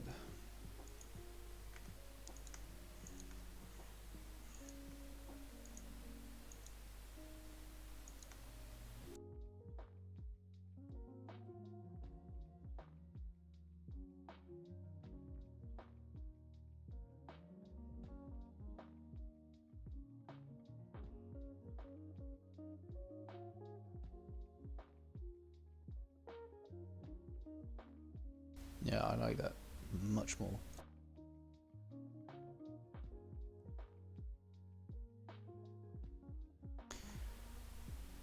So, mortar time? Mortar time.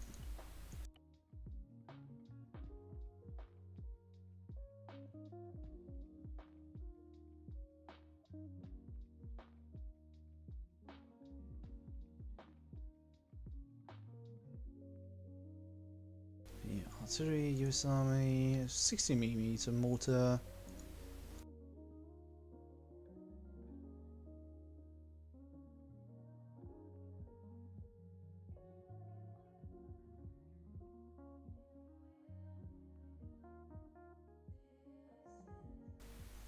Right. And now for my bunker on this side.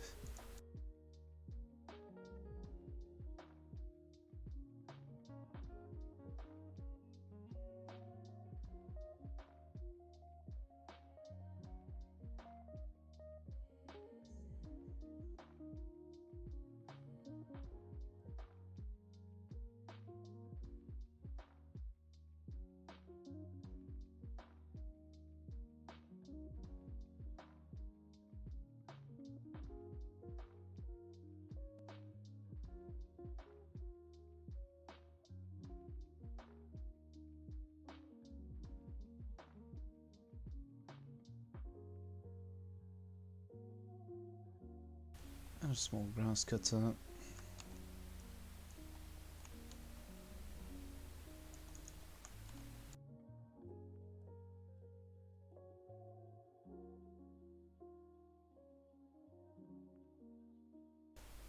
That's your mortar, not theirs.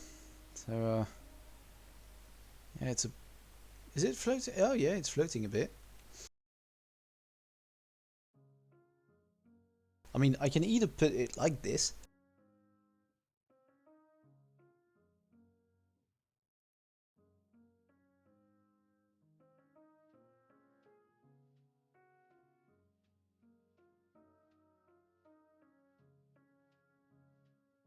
But yeah, cool. That sounds about right.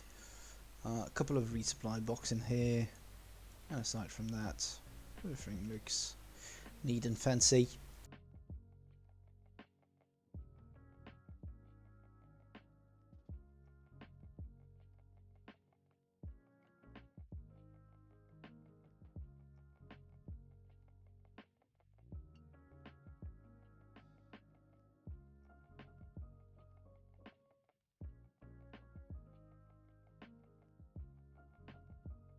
On a pier.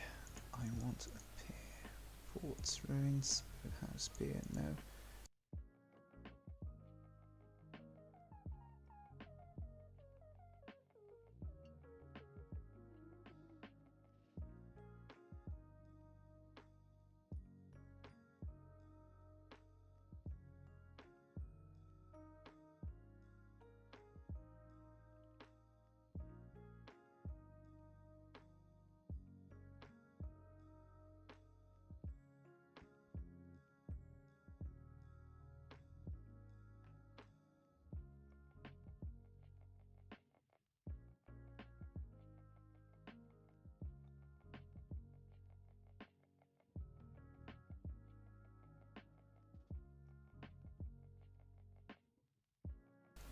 Mm-hmm.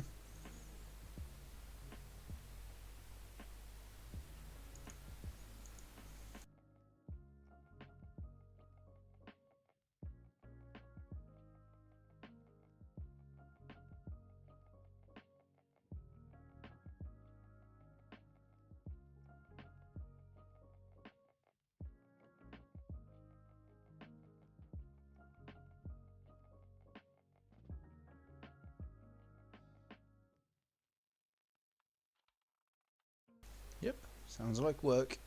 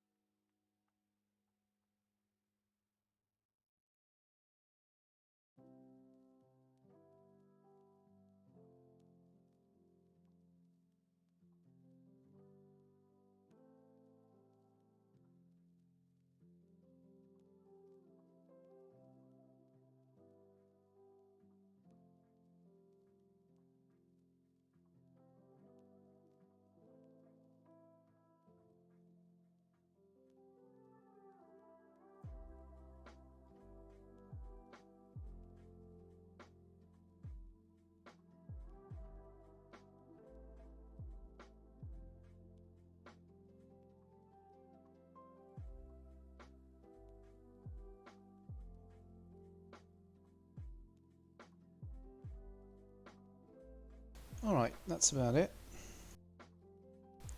It's both. It is both.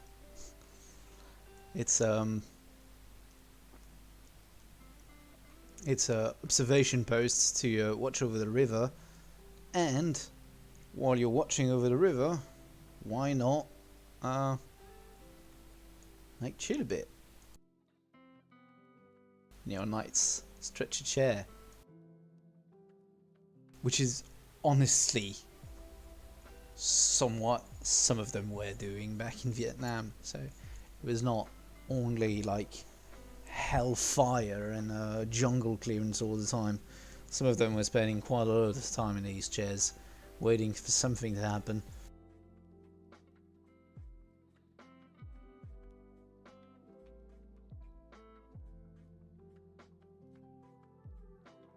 Okay, now to design the overall AO. Because that's going to be my first. It's going to be my first part, but I need a second part with an interesting end to it.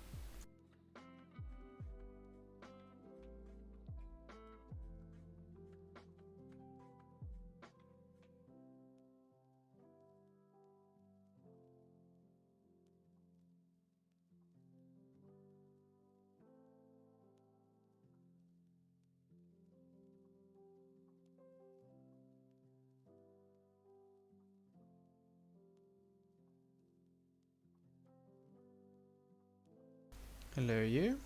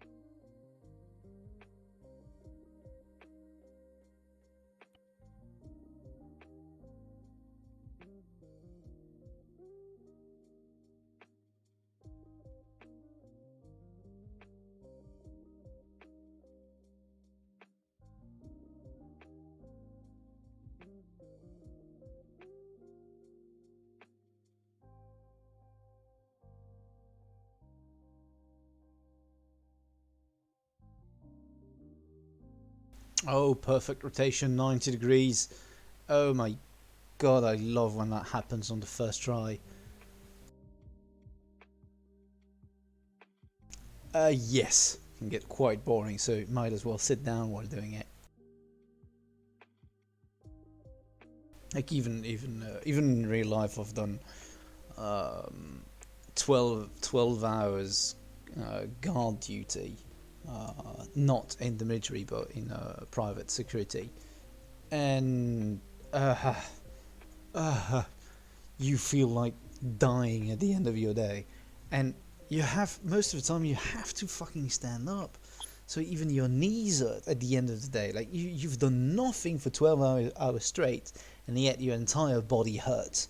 Like you've done a marathon or whatever. Like just the process of standing up, static, on the same spot. Like you can walk around a bit, yeah, of course. You can do a couple of step on the side, a couple of step forward, but you have to stay like at the entrance of whatever you're guarding, and woo, that was some of the most mind-numbing work I've ever done in my life. If you can even call that work, it was just like a matter of staying awake and staying up and staying standing up, which is absolutely not a nice feel, to be honest. Okay, I'm gonna restrict this area to this part. How far does that one run?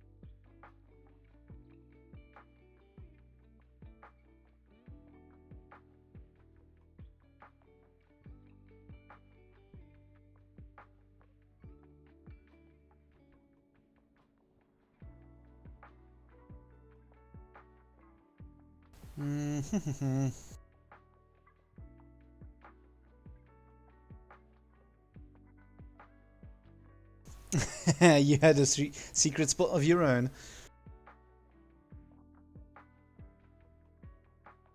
Yeah, I remember doing that. As a It was a backstage room where there was a really, really, really comfortable couch. Uh, and when I was on the afternoon, like not exactly guard duty because it was an odd job, but basically you're there in case something happens. Welcome back. So yeah, I was basically there in case something would happen. So and for the entire afternoon, if nothing would happen, I would go backstage in that like little couch and have a sleep. And luckily, while I was asleep, nothing ever bad happened. Um, so yeah, I managed to sleep my afternoon of like technical guard duty without ever being noticed. Where the fuck is it? I found it a couple of minutes ago and now I can't find it. Oh yeah, it's because it's hidden, is it? Yeah, of course, it's because it's hidden. It's made to not be seen. Okay, yeah, this looks nice. I'm gonna go ahead and do something high up here. Probably an AA position.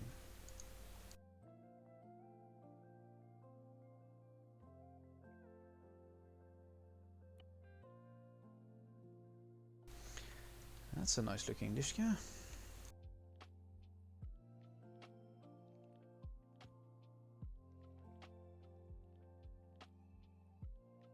Do I have something stable to actually put it on? No, not really.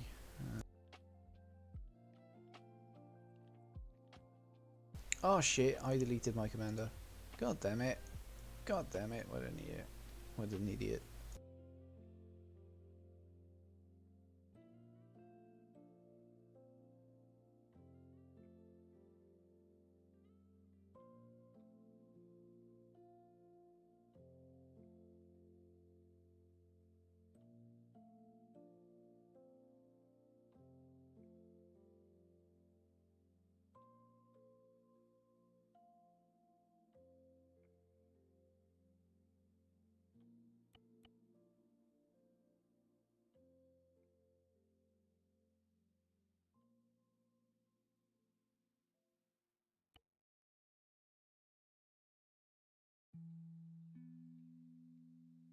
A hidden chair was set up by my former workers, so the office workers knew where to find me.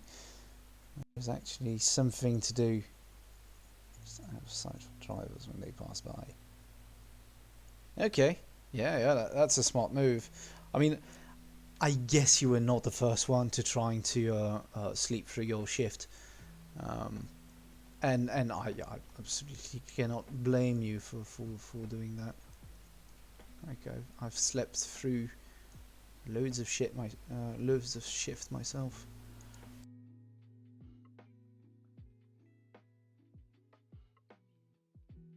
Like when I was working at night at the airport, I've done plenty of bullshit job.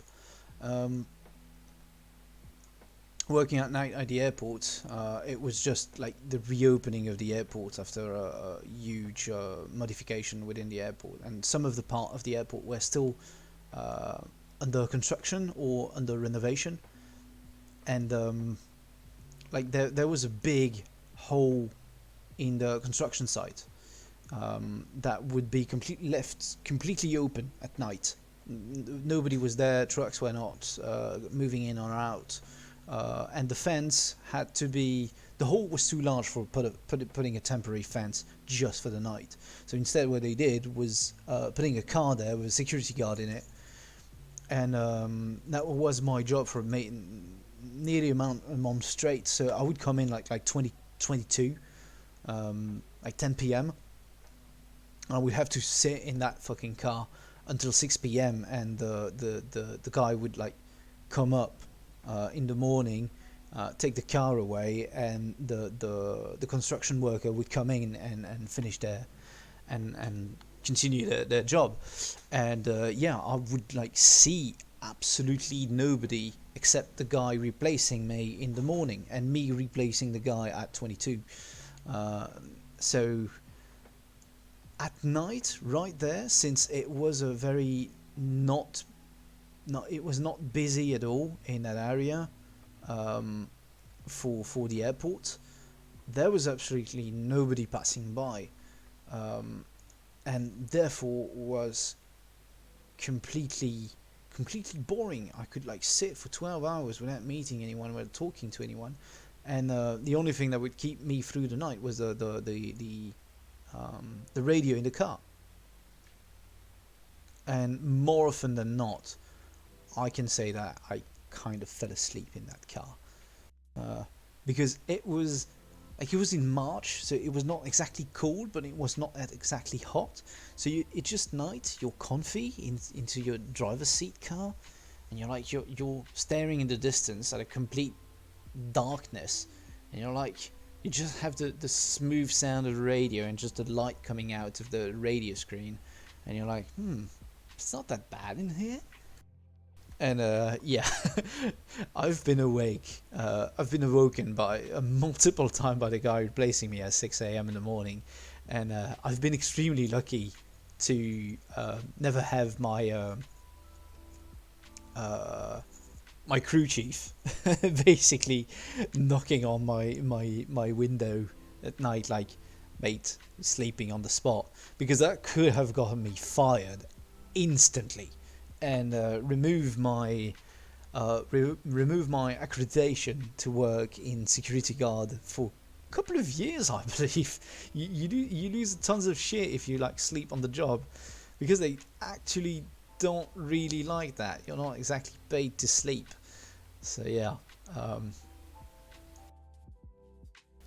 but I mean, that's the thing. It's a well-known secret, because like everybody has been through those like bullshit shifts when you're guarding absolutely nothing of value, and nobody's gonna come over. And for a month straight, I think once I met a lady that was trying to reach her plane at 4 a.m. basically, and completely lost herself in the airport and ended up panicking going through the construction site with a little luggage rolling behind her, and she was like on her high heels, like tip tapping her way towards my car, like, oh, finally a human I can ask for help. And yeah, aside from that, I just like gave the way to that nice lady, and she went on her way, and that's basically the only time when I felt useful for a month. So yeah, it can be a mind-numbing work to work in situation where absolutely nothing happens, and it can be quite stressful to do the exact opposite, like working in an environment where things happens constantly, and you end up like going crazy over your days. Yeah, that stuff. Well, to be honest, at the end of the day, it was paying decently for doing not that much. Um, I was lucky at one point because one of the last assignment I had when I was at that company was to guard uh, a sports resort, but only during the week, and the sport resort was only open during the weekend. So the site would be completely closed during the week, but still, for security reasons, they kept a guy um, there at that sports site, um, like every day of the week, just to do like a little patrol of the perimeter, checking that the alarm were okay, and having keeping an eye on the household basically. And I can't say it was the most difficult job of my life, because I would come in at like 8 or 9 a.m. I think it was 9 a.m. I would go in my little guard shed that was actually fairly comfortable, not that large, but nice seat, nice desk, where I had a little microwave for my for my meal, and I was quite far from the main building, but I was just far enough to have a bit of Wi-Fi in there, and you know where that's going. So basically, after the first week, I realized that I was never going to see anyone ever at that place. So after the first week, I decided, I'm going to start taking my laptop with me, and I think I've never played that much Stellaris than when I was working.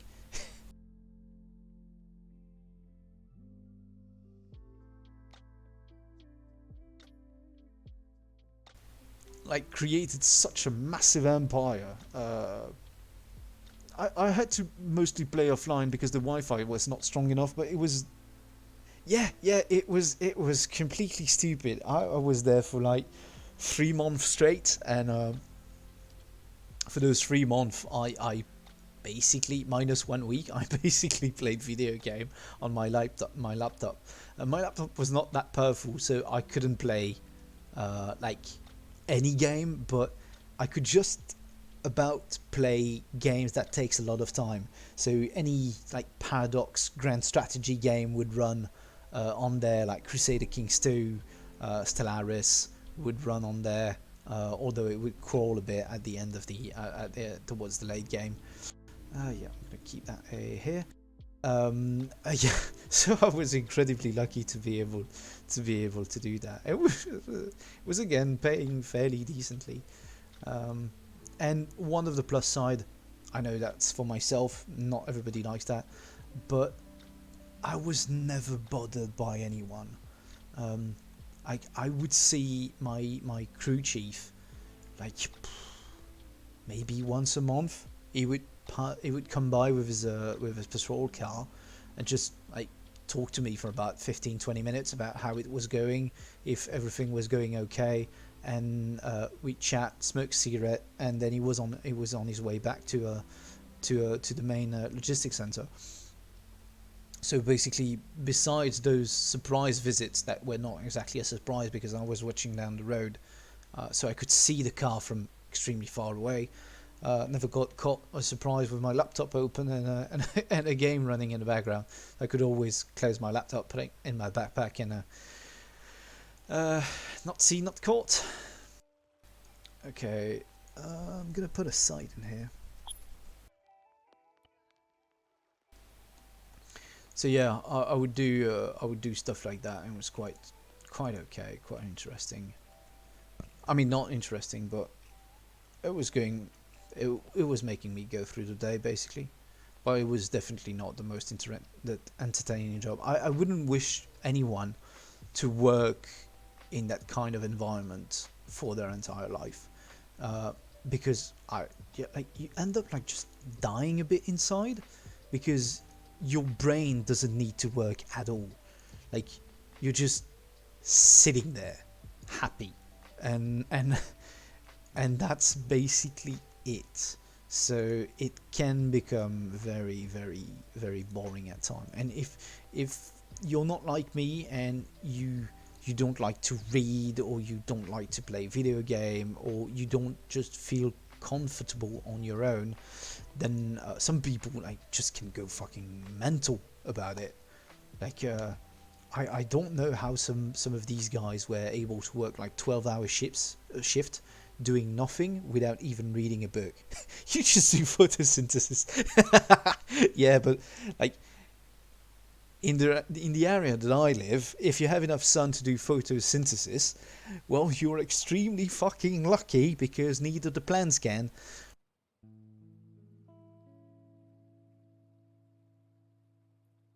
So yeah, that's I don't know how they could do that. So I was quite happy to do other job.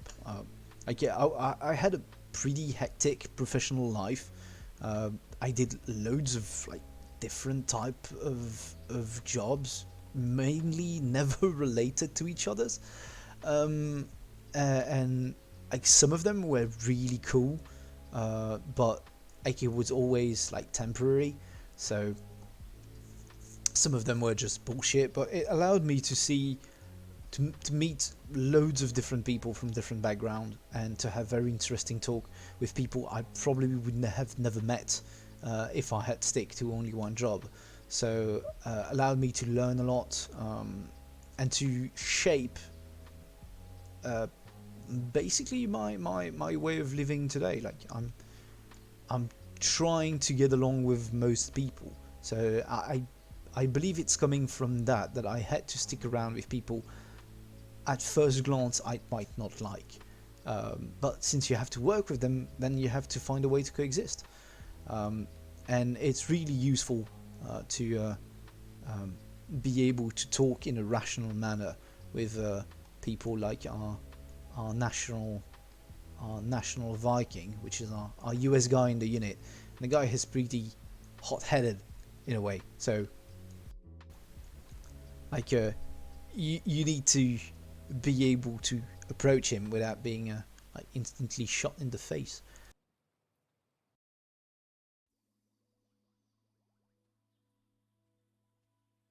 But yeah, okay. So coming back to this mission design, because I'm moving the camera around, but I'm not doing much to be honest. So I've done the cover map. So I've got my AO settled down here. Um, they're gonna play basically within the confine of these area. I might go back and expand it, depending on how many people we join, because depending on how many people, they can cover more ground, because they're more efficient in combat. I would like to include this village in my AO, just as a patrol, because my intent is for them to basically keep the checkpoint up for the first part of the mission, um, and to keep the checkpoint running, but progressively they would start to get engaged, attacked, or some events might happen. I haven't decided yet entirely what type of event I would like to happen, but I was maybe thinking one of the supply helicopter getting shot down by an AA site that you may have seen getting set up right here by an AA site. Even from somewhere else, there are multiple area that could fit. Oh, nice, a shrine. That's quite cool. That's quite grim. um, that by an AA site by the VC, and they would have to leave the checkpoint to get and fetch the.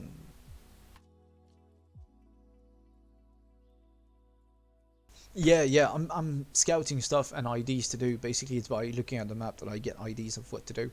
So yeah, an helicopter crash. They might sally out of their checkpoint to recover the pilot, destroy the helicopter, recover their own supplies either. Um, they might have to track down suspicious activity in the area, having a local that would come by the checkpoint and tell them something's happening somewhere around. Like this village is quite interesting just because I like the layout of the village, like kind of on a on the steep side of a hill. A couple of roads working out. Could be a simple VC cache somewhere. I've got a couple of a nice position in the forest, one that I'm losing every time. Here that I would like to use at one point, maybe as the source of all the attack on the checkpoint that the players have to go out and clear, basically. Because yeah, it is nicely situated on the road that kind of leads, if you follow it, that kind of leads directly. If you follow this one, leads directly to the checkpoint, so it would make sense that it would get attacked from there. I might do a bit of artillery on them just to force them out and try and seek out the artillery. For example, this.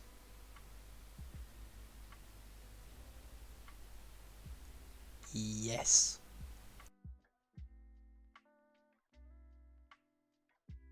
That is perfect.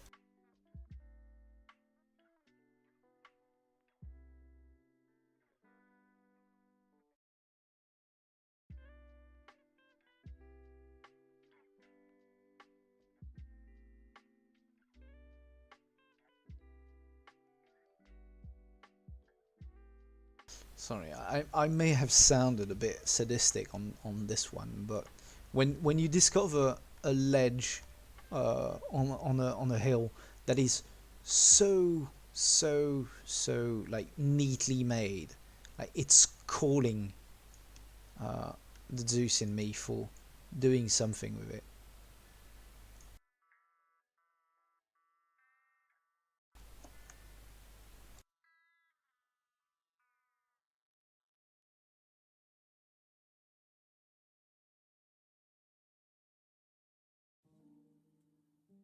Like, because I like the little camp I discovered on the map, the one to the north.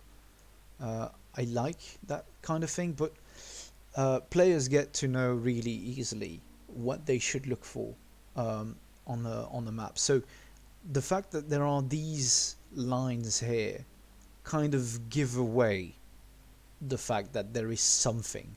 Like you can just see the fences, you can't see the bunkers, you can't see the foliage shelters and all that. But players that have the habit of playing in Vietnam, like they know that's odd at least, and they should expect something in that place.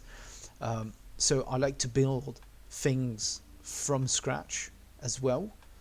Uh, so there is absolutely no indication on the map about what they might encounter there, and that's exactly what I need and want in this specific case.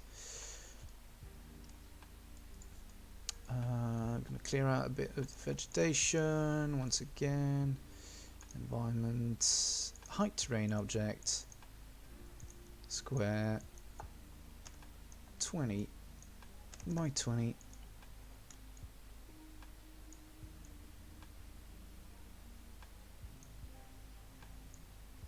Yeah, I want to keep the tall trees behind, but I want to make it somewhat clear here on this side. And then a couple of artillery dudes. No, I'm just going to use the 60mm mortar because the 82mm is a bit too deadly for my liking. Like the explosion's huge, so it's always right. It's going to be those three guys. Just no.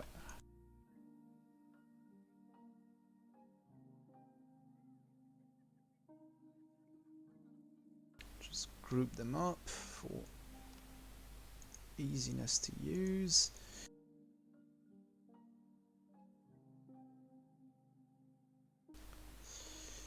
Tower, tower, tower. Cover tower.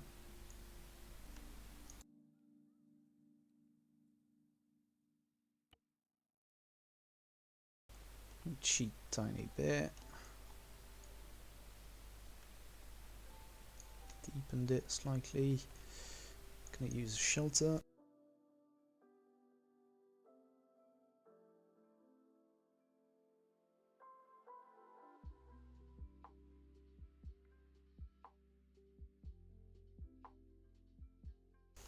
There you go. Couple of sloped shelters, so it looks like they are actually living here. Plus, I need in-depth bunker, just so when they assault, the pain's not over.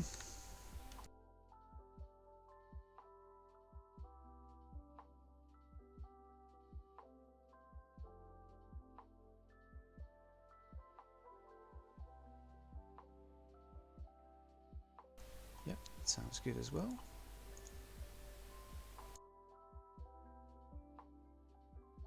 Regional force, machine gunner, yeah, DP-27, good old Russian plate thrower.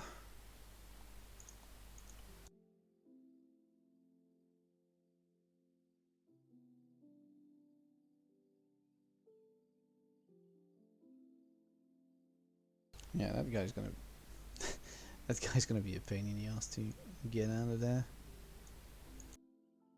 Does he actually have line of sight? That's the question. Maybe not. Maybe not. See, if he doesn't see the actual trench, well, it's not exactly worth it, innit?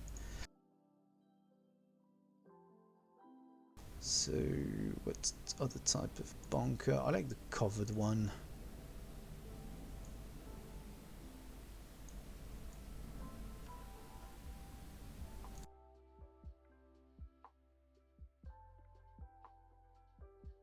Yeah, okay, the slope's not too steep. And he's probably going to have a better range here. Or at least a better angle from here. Yeah, definitely. That is a way better angle. Like, he can cover basically the entire trench from here. And aside from that, everything here will be spawn. Yeah, I know. I can tilt them. In this case, to be honest, since the texture actually goes up to the ground here, I don't feel like tilting it, because I like the straightness of it. Like, I like the fact that they don't like lean forward weirdly, because that's one common complaint I've seen is I'm going to take an extreme example, but people laying down bunker kind of like this, and it doesn't actually make sense. It's a bit extreme, of course, but on another type of slope, you can see like people just lining up the bunker with the ground. That feels slightly weird. Like if I would adapt it to terrain here, then plop it on the ground. Like the fact that it's completely tilted like that makes it feel like janky and just like misplaced. While if you look at base game assets and the way they implement the bunker on the map, they tend to put them in areas that are slightly flat. Of course, we have to work within the confine of what they've given us for the map, so sometimes it is completely inevitable having to tilt assets slightly or to put them on slope and then they follow the ground a bit too much. But in this case, if I can get away with this, I'm gonna happily get away with this. It obviously looks slightly neater as well to have that towering bunker just when you cross the actual trench. You have that shit looking at you, with a guy in a good old DP-27 ready to unload his good plate magazine in your face, and you know you're about to have a bad day. Oh, you have to be a bit like Willing to get through that if you started playing Arma anyway, so you're asking for it.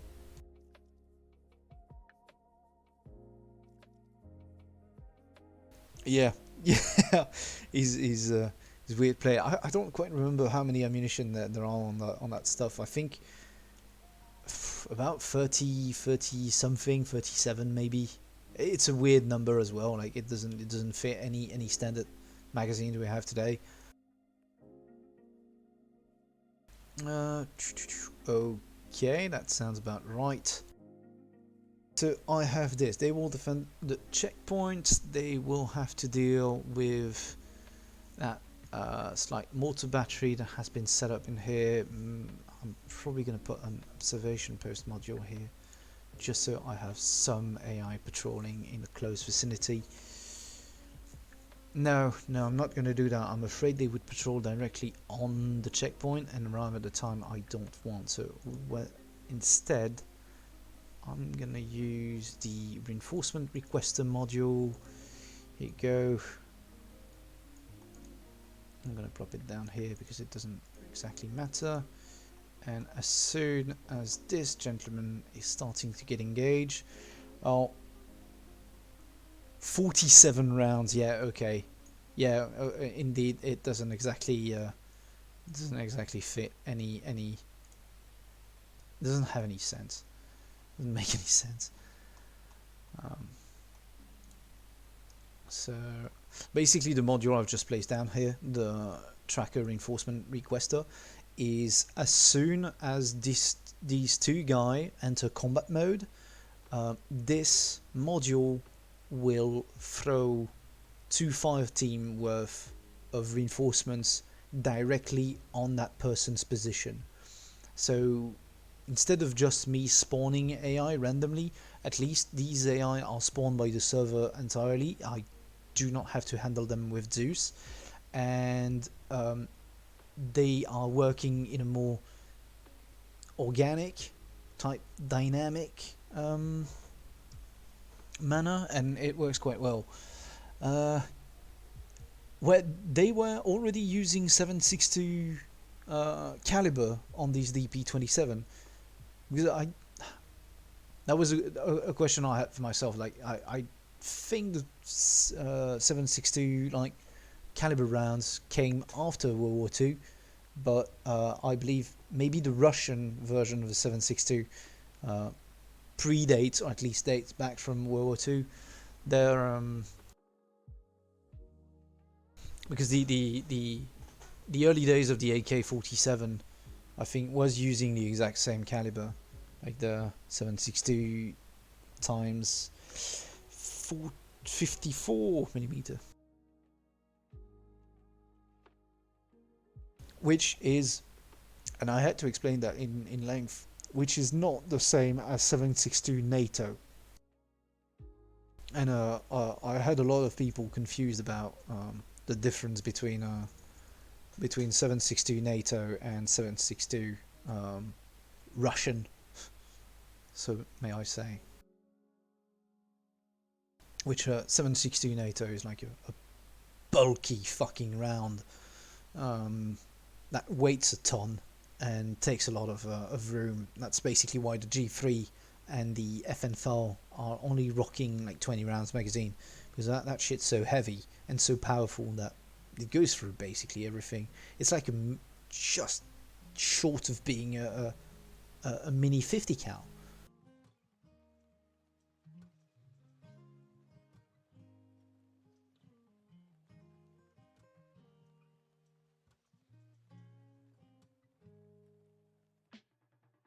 Yeah. I think the German were using something else. They were using like 792 Mauser. That was the standard like cartridge type across Europe. The Finnish were using it, the Russian were using, the German were using it. I even wonder if the French were not using something similar to that caliber. Only the British used the 303. Yeah, yeah. I mean, in this day and age, yeah, it is a DMR, but when you're looking at rifles coming from the CDLC, the Global Mobilization DLC, all the Germans are, at least on the west side, are using G3 rifles, and these guys were just like packing 7.62 NATO 20 rounds magazine, and they were firing like that, like it was just a regular barrel rifle, and that shit's powerful because these guys are not wearing protective vests. So when you take that in the chest, like, yeah, you're for the scrappy. And that was always kind of an argument that NATO brought to the table when they were talking about bringing in the 5.56 cartridge, was because the killing power of the 5.56 was lower. It was actually putting a larger strain on enemy manpower, because an enemy that is dead doesn't require help from anyone. An enemy that is wounded actually takes up to 4 soldiers to get him out of there. So it impairs the enemy more by having wounded soldier than having dead soldier on the enemy side. And realistically, I think that was somewhat of an excuse for just the ability to pack more ammunition in your backpack, because then you can have 30 round magazine and 12 to 14 magazine in your backpack without weighing a fuck ton.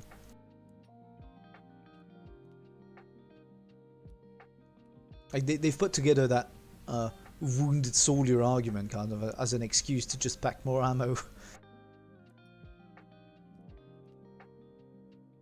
Okay, so I have an artillery. I want them to push out of their stuff like that. Then having maybe the helicopter crash event. How am I going to lead them here? Yeah, the 4 point... Their weird caliber. That feels, at least how it's represented in Arma, it feels heavily underpowered, even compared to 5.56. Like when you use RHS AK or even Cup AK, and if you're firing at like American type equipment, like the Siras vest and so on, these, like, you have the feeling that you have to empty a magazine in a guy to actually down him, which is quite true depending on your ace settings. And it feels like you're firing a BB gun or a pea shooter. I like the AK. I like the design of the AK, and there is like industrial type look, but it doesn't feel right when you're using it. And if you don't like forcefully remove the depth threshold of the AI to a much lower standard that is the default in Ace. Like I believe in Ace by default they can take a value of 1 in damage. I had to reduce it while using RHS equipment or Cup equipment to basically 0.6 for the AI to go down in a realistic amount of bullet. And still, if you are at 300-400 meters, the guy still is gonna take 3, 4, maybe 5 bullet if you're really unlucky, depending on where you fire as well. Like if they take 1 in the leg, 1 in each leg, 1 in the arm, you've already fired 3 times on the guy and he's not remotely close to dying. Especially since the new Ace update, where the enemy soldiers can actually treat themselves, and the medic, the AI medic, actually do a medic job, which is quite amazing to see sometimes.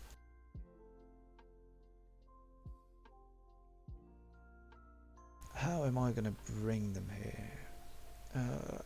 First I'm going to expand the AO slightly.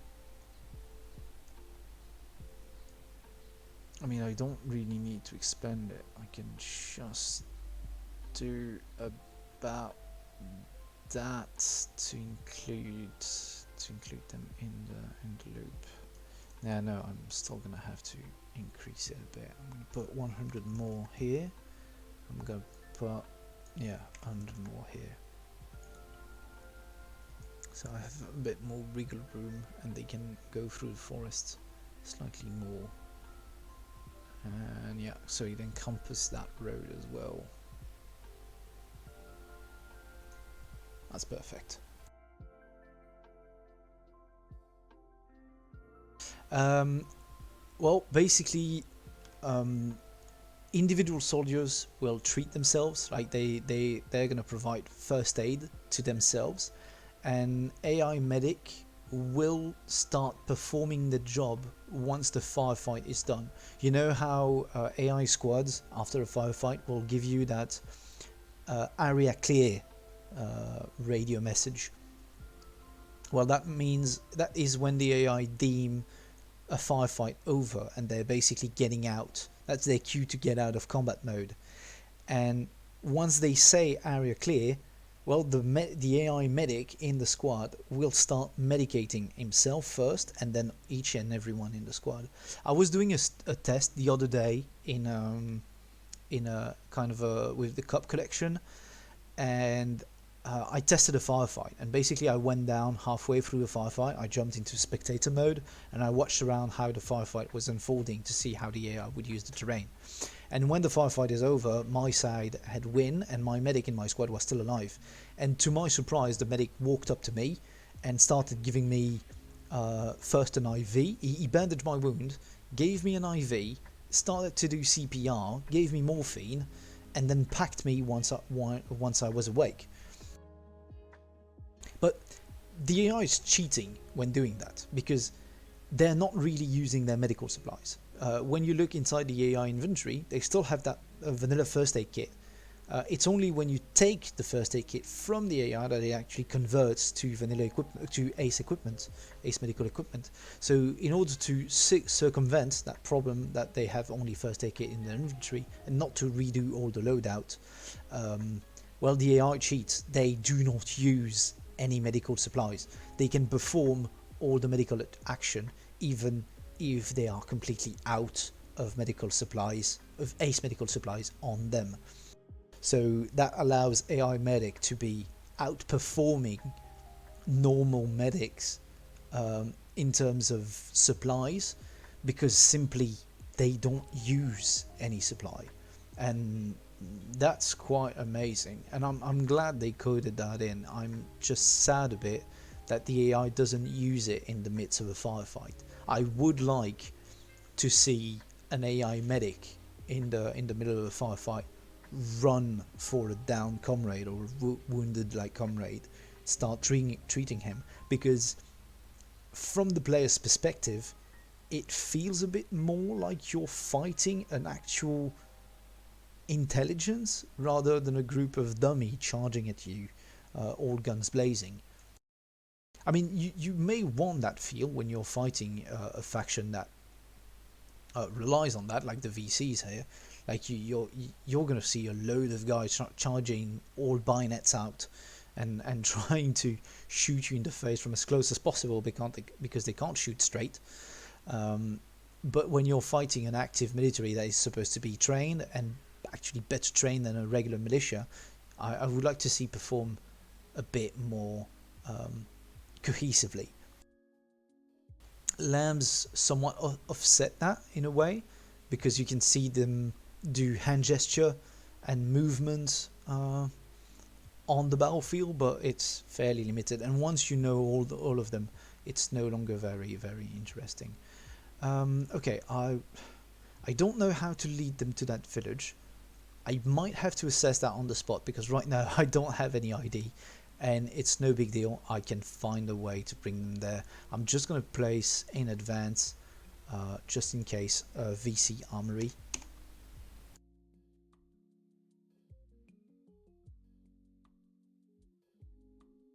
Oh yeah, they are American. There is no U in armory for them.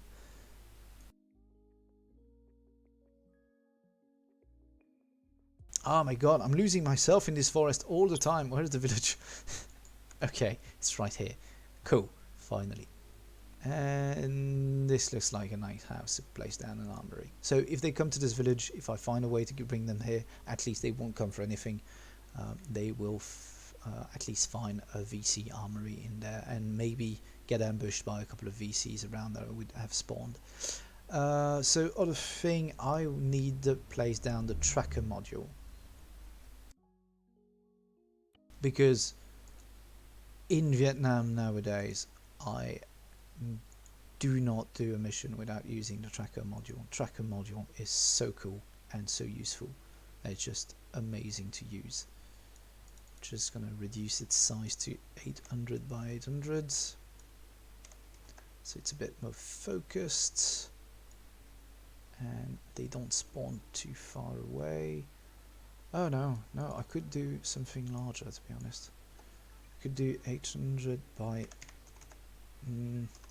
let's say 1200, and I can create that square shape that would follow them basically up to here to the actual village over there, or to the vicinity of the village. Okay. Yeah. Don't say that to them, because they will say that their language is the real language. And not a simplified version, but an ideal version. Okay. Yeah, I need to change something. I don't want to be sentries. I want that to be patrol. No, not patrols. Trackers first. Trackers more relevant. And it's going to increase in anyway. So basically out of the mission. Protecting the checkpoint for the first part of the mission. Maybe having to sally out, destroying the artillery piece. I'm probably going to do the helicopter event. Like just an helicopter flying in, getting shot down by the AA, having to retrieve the pilot. Pilot's probably going to be dead, so they will need to blow up the remnants of the helicopter and push forward to try and get that AA out of the circuit. They would stumble upon that base, have a firefight here while being pursued by troops, by VC troops in the forest.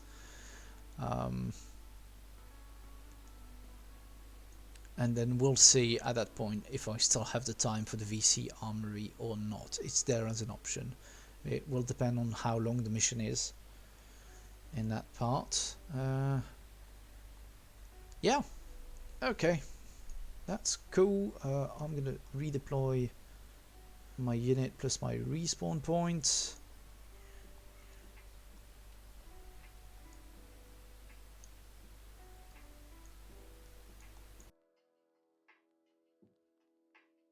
Now that one I don't need. I'm gonna place it down here because it's part of just the regular modules.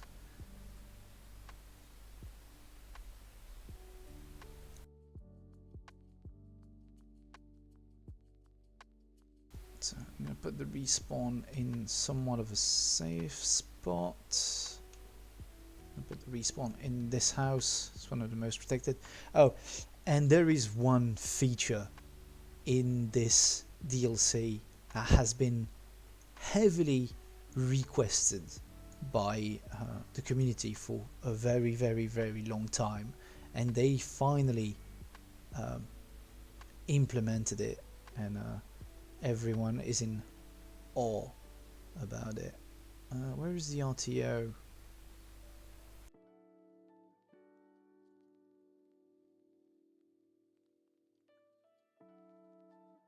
And I think it's a game-changing feature. Yeah.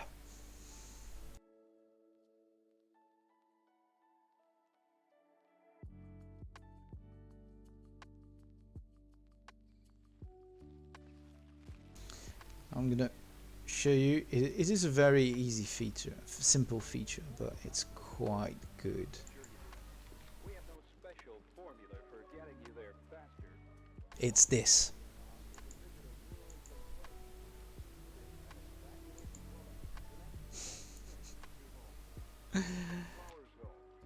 And that is actually amazing, because who does not remember the fucking unbreakable windows on Tanoa that you can't shoot straight through that, you can't break it, and it's slightly tilted glass for some reason that is more bulletproof than a fucking tank. But now we can actually close these windows, open them, and fire out of it. Cool, my radio is working as well, that's cool. Okay, let's check if my radio support module, that is something I scripted on the side. Basically, it's a module that is integrated in the mod, in the DLC, but by default, weirdly, by default it doesn't work. You have to script it yourself, kind of, to make it work. But basically, it's a really nice module that does a couple of nice things, such as this air support, sundowner,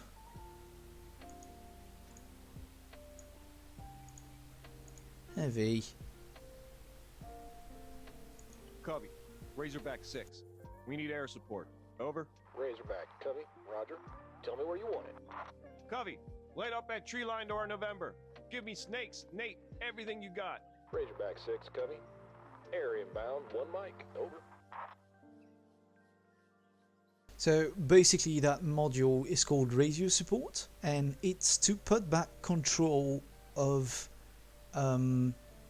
air support and artillery support back in control in the hands of the player, but with some limitation in a way. So basically what they did is instead of having to call the Zeus over the radio and say, I would like artillery on that position, which feels a bit fake because you don't really have to pinpoint accurately that shit, because the Zeus is controlling it, so it's very easy for the Zeus to either miss or hit spot on.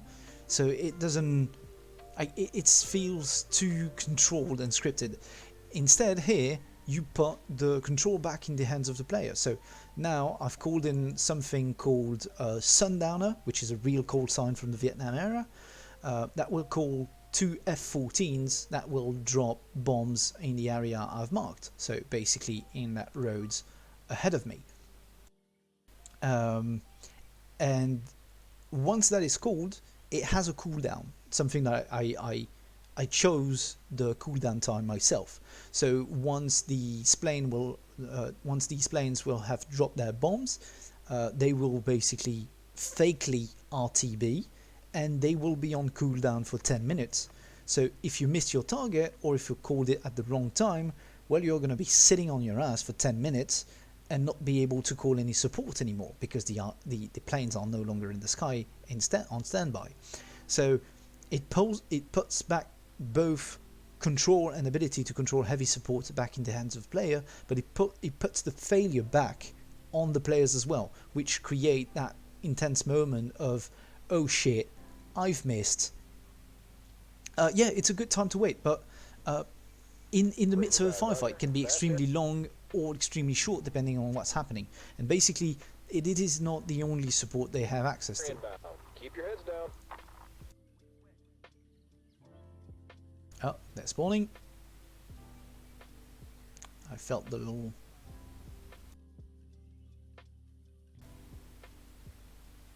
And yeah, when you call the air support, it doesn't come directly. You have to plan ahead a bit of what you are calling for.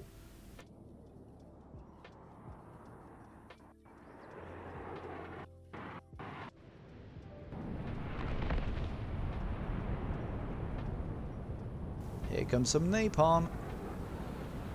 Razorback 6, Covey. Aircraft to windshield. RTB. Out. And yeah, that just killed my frame rate like some motherfucker.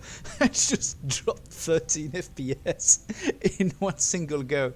But it's mainly because I'm not on the server. If I was on the server, it would barely drop any FPS because the power of the server would handle the load of spawning. Yeah, they've each of them dropped two 500-pound napalm bomb on that road, and it you couldn't see it here because I was not in the right angle, but if I was looking at it vertically, I would see a long trail along that road of napalm, like running for maybe 50, maybe 100 meters, roughly. And it's not the only type of support I can call in. So I've called in Sundowner that has napalm, but if I called Snake, there's another F-14 that's going to come, and that's going to drop a load of Hellfire type rocket on the same road. And I can toggle the little switch here with fire support, and at this point I'm no longer calling an airplane, I'm calling an artillery base. So here I've set it up so the artillery base you're calling in is always Baker, and I can call for example a huge wave of Willipede. Let's say, oh shit, we're being attacked from top of that hill, we have no clear line of sight, these fuckers are like swarming us completely, so I would like this ridge to be lit up heavily. Savage 7, Razorback 6, fire mission over. This is Savage 7. Go. 40 November Victor Alpha in the open. Moving Grape 2-1. 1030 mics, Grape 4. Give me HE, full battery. Fire for effect, I will adjust. VT fire. Shot. Shot out. So yeah, the voice acting is a bit scripted, and whatever you're calling, you're getting basically the same voice acting, which is a bit sad. I hope they expand it a bit in the upcoming future. But yeah, basically right now I've called the full battery, which means they will fire all the cannons available at that position, which mean that will translate to a 10-minute cooldown. If I was calling half a battery, so normal, only 4 shells would fall, but instead the cooldown wouldn't be 10 minutes but only 5 minutes, so they can call in smaller artillery support but more often. Yeah, it's a small detail that's really cool. Same for the backpack radio. I can turn it on and there is actual accurate to the time period radio chatter emitting from your backpack at that point. Don't leave it on too much though, because it pisses off some of the player, because that's all they hear for like 2 hours if they sit near the RTO.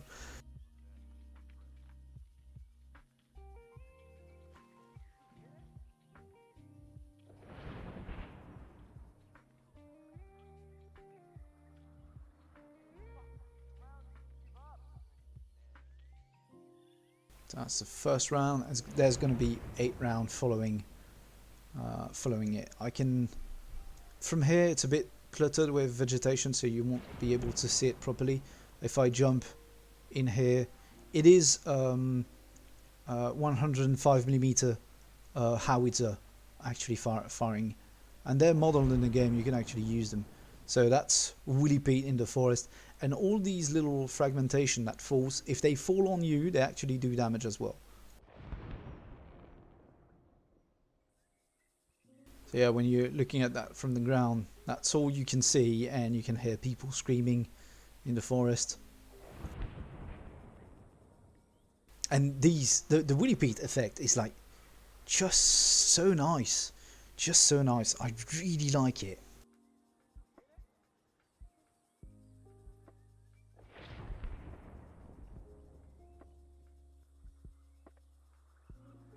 And even that, I'm gonna call some danger close shit. Savage 7, Razorback 6, good effect. Out. Savage 7, Razorback 6, fire mission over. This is Savage 7. Go. 20 November Victor Alpha in the Yeah, open. yeah. Moving I said, 1030 both to my Mike unit Street 4. Give me 4 and rounds to HE other Willie people Pete. that came Fire and for effect. watched I some will of the adjust. stream we've done VT fire. on Shot out. on Mike Force, not only on Mike Force but on the pre-fire DLC. Like the overall quality of this DLC has sparked back the interest into Arma from long-time players that have left the game for like 2 years or 3 years even. And when the DLC came out, like it was such a blast to everyone, and they marketed it so well because they've included a load of mod creator in there. Like one of the main creator of Unsung mod has been included in the creation of this DLC. The guy who's created all the GSRS sound mod was included in here as well. They've contacted the guy creating Anti-Stasi to make sure there was an Anti-Stasi version compatible with this. I'm not playing Anti-Stasi, but it's great for people who like it. And it's great for people playing Liberation because they've released a Liberation version for this as well. And yeah, they've marketed it to actually what the player really wanted from a new Arma DLC. Oh yeah, that's the howitzer falling.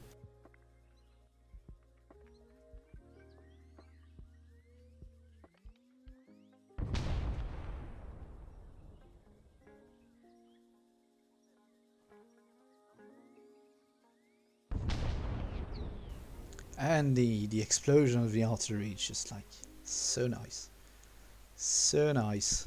Even they've improved like basically everything: sound effects, vision effect, the fact that your camera's shaking a bit on the artillery, like it gives you a very greedy feel of being in a very intense firefight.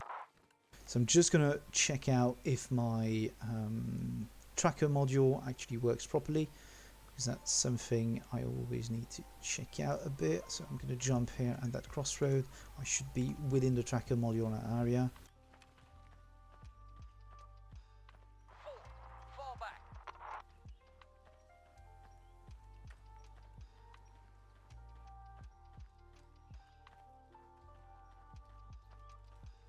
Oh, and in the Mike Force game mode, they've made so you have a certain percentage of chance that those snakes will bite you.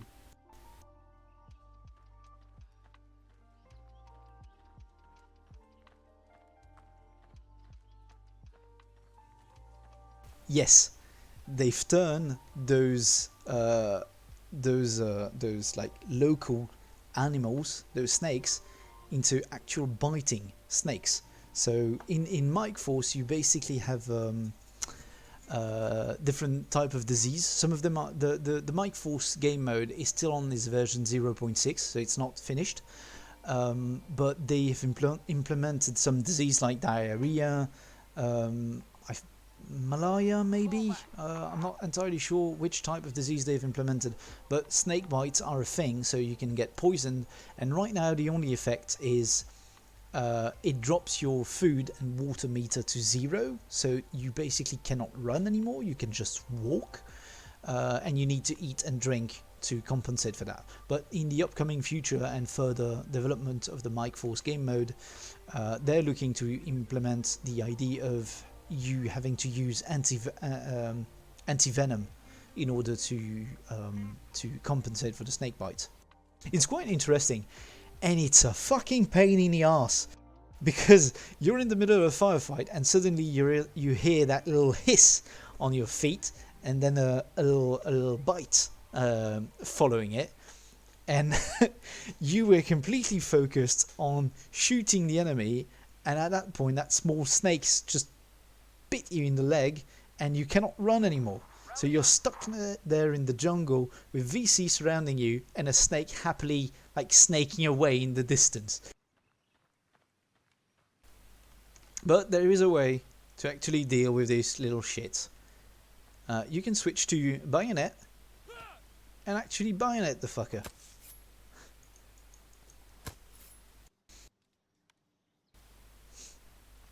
Yes, they've went the extra mile of re-implementing melee, even though it's a bit janky within Arma. They actually put that in as well. And I am very proud of having already meleeed someone in Zeus.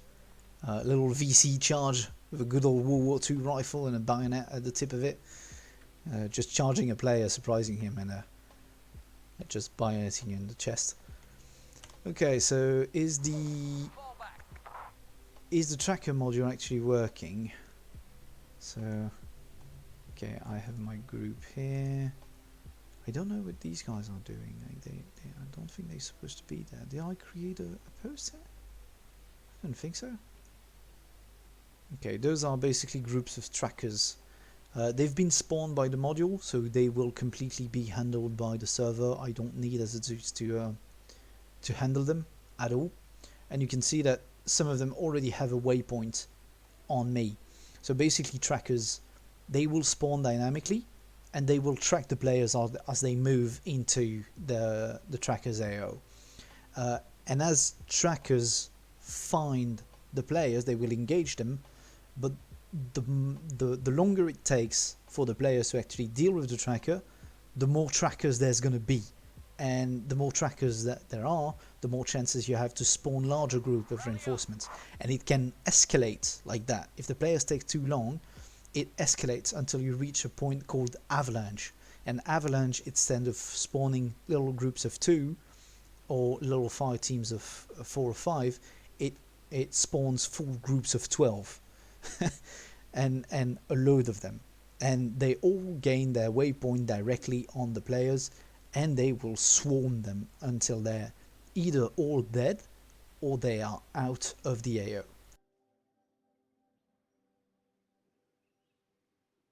And that's really laid back. It's really laid back as a Zeus because I can let the game do its thing and just tweak it so it's more survivable for the players.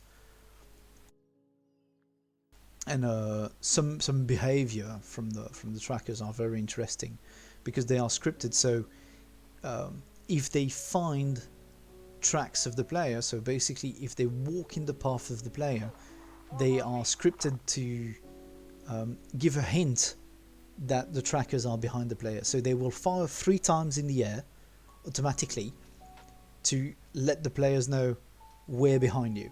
Initially it's a call for the trackers to say we found the enemy, come here, but it is the double purpose of telling to the players you're now being tracked, move on or get fucked.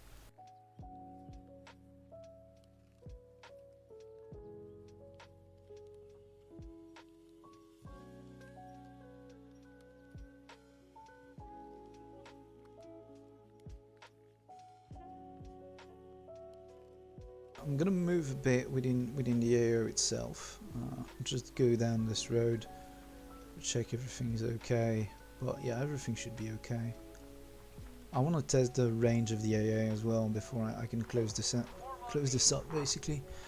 Yeah, it's already 5 o'clock.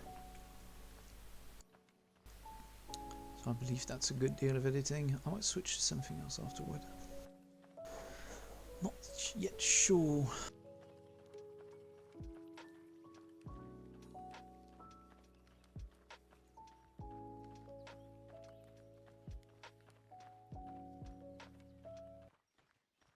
Just gonna kill the ambient music for a moment and beef up the in-game sound.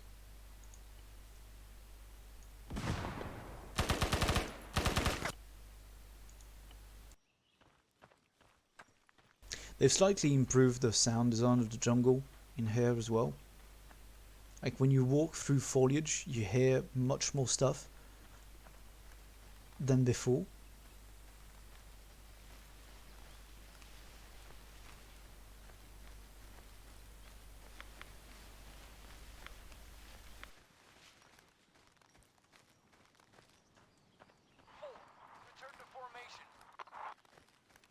Like the footsteps in the forest are a bit more intense. You can really hear that you're walking through a thick stuff, and around the floor is not like perfectly flat. It's lots of dead vegetation and stuff. Works quite well in the environment of Vietnam because you hear you use your ears a lot when you're in the jungle, because that's how you know there are other enemies nearby. You basically can't see them until you can hear them.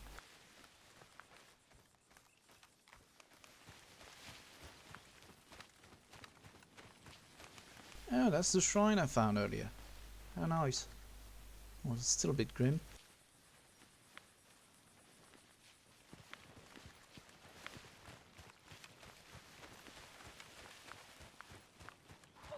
Rally up!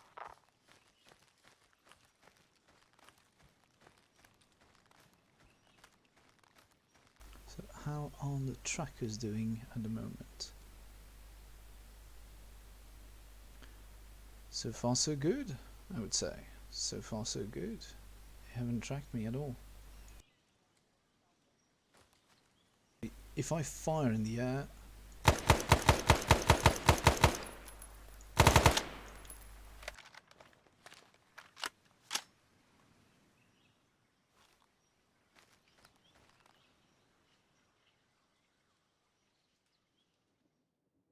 I should realistically see a bunch of waypoints appearing towards me, but it's not 100% accurate every time. Especially since I don't know if they're tracking my squad leader. No, they're not. I can basically move with that so he stops giving me fucking calls.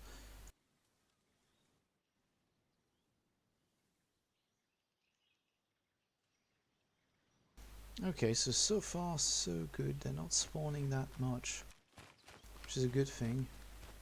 I mean, it's a good thing for me. It's not a good thing for when the actual players are there. I might need to beef up the amount of enemies that might spawn. Because the problem, I think, with my tracker area is there's a lot of them that are going to spawn down the cliff, and I don't expect the players to go down that cliff very often.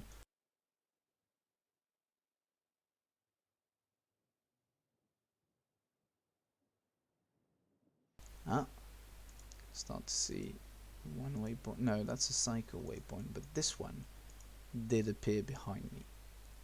So which group is that?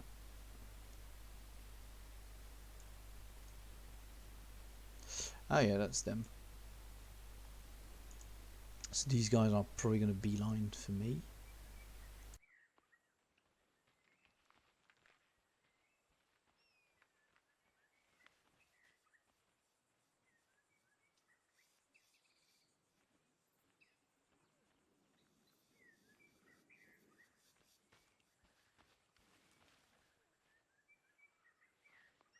Yeah, they are. They are. Surprisingly as well, like the way the AI is scripted, they navigate through the forest quite efficiently. Surprisingly. Like I was amazed when I first tested the ability of the AI within this map for their ability to pathfind within the forest itself. Like usually when you look on Tanoa, most of the like vanilla AI really struggle. Oh, you can hear them a bit. Really struggles to actually move through thick forest and thick jungle and vegetation and shit. These guys absolutely not at all. Like they pathfind in here like it was their natural home, which kind of makes sense for the actual VCs. I'm gonna keep moving a wee bit. Oh yeah, okay, fair enough. I may have moved a bit late.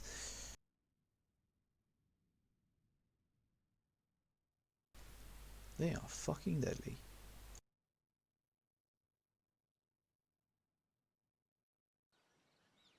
Oh, still alive. Didn't even need to heal.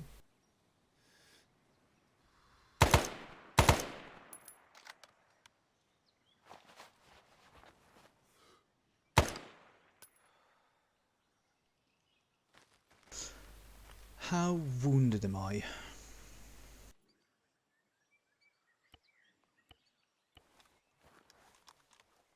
Once in the chest. Fair enough.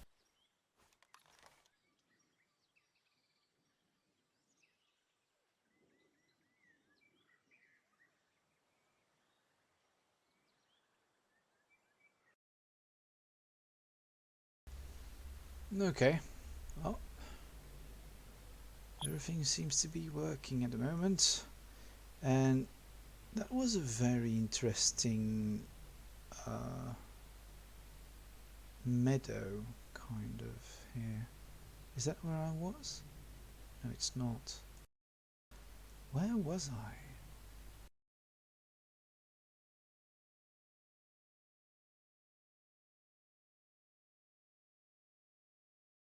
Like, I took a path on the side. I don't quite remember where. Oh, okay, here? No. Did I? Can't find myself in this forest, it's always nightmarish. Ah, here. No? Oh, fuck's sake, it's the same. God damn it!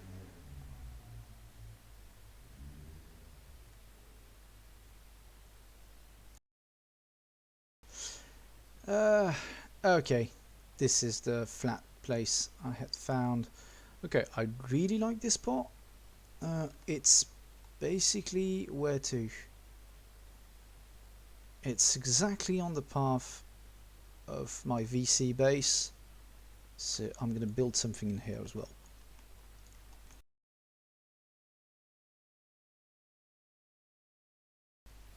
I want an actual AA here. PAVN. And the ZPU. This is a much more dangerous AA.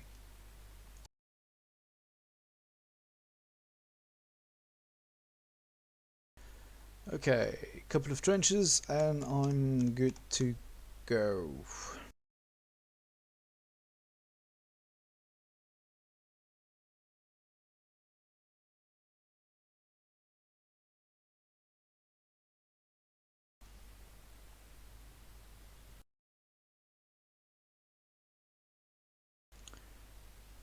Trenches, trenches, trenches, trenches long. Okay. I want long trench in here.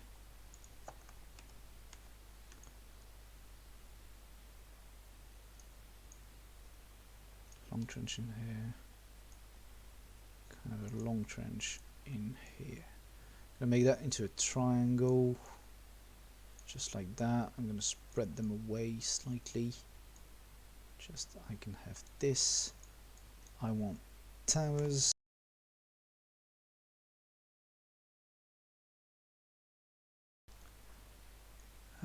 Large, no, I would like these small towers because I don't need much more than that. 1,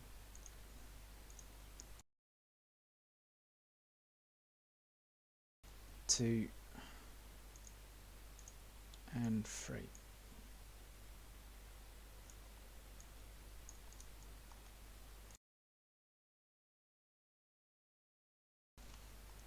That's going to be a decent-ish AA site. Yeah, that's going to be a decent-ish AA site. I can blow up an helicopter fairly easily with that. I will give them a marker on the map to make them see where the to mark an area where the helicopter might have crashed, and I'm probably gonna make this a wide zone surrounding this. So you basically crashed in the rock here. That should lead them towards the AAs and the little VC camp.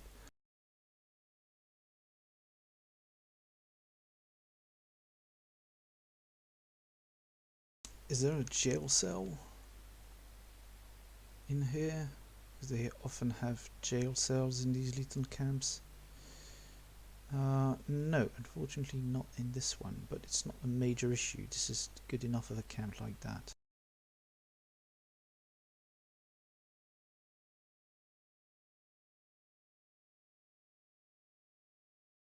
So those are my options. I would like to give them a vehicle, maybe 2. So army, army, army. Like V cars.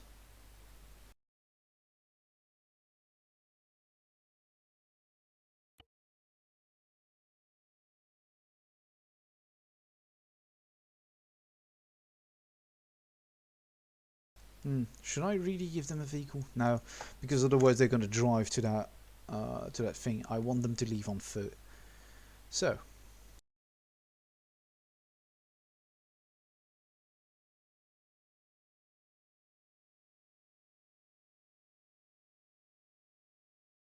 On simple map marker, drawn, flag on it,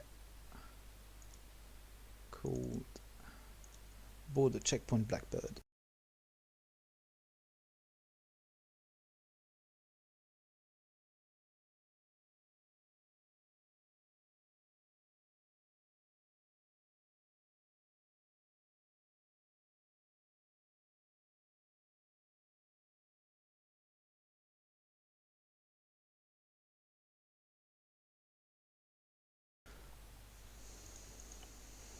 Border checkpoint Blackbird, so they know where they start, where they are at the moment, and that's basically it. And they will stay here.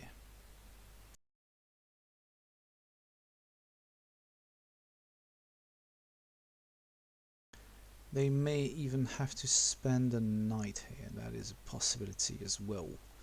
So attributes, environment.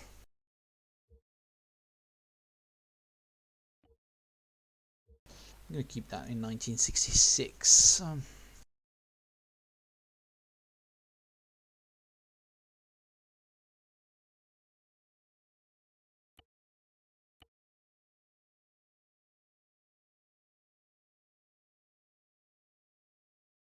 going to increase the fog over time. That's okay with me. Waves, wind. Good enough.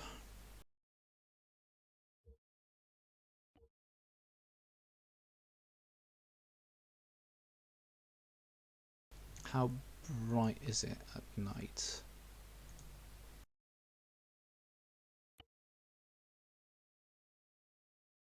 It's bright like that, which is okay.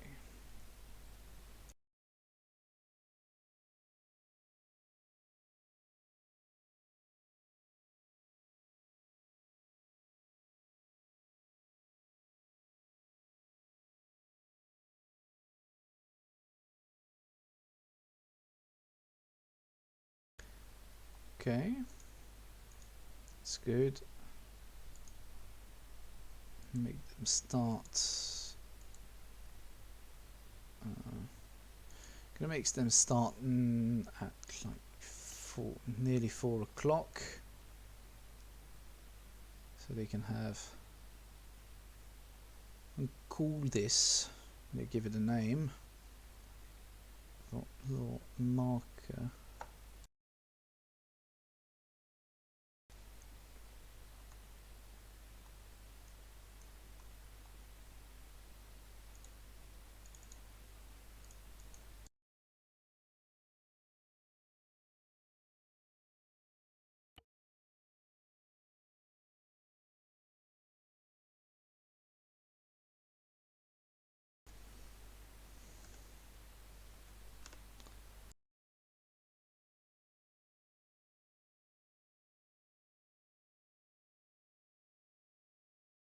OP Sunset, Observation Post Sunset.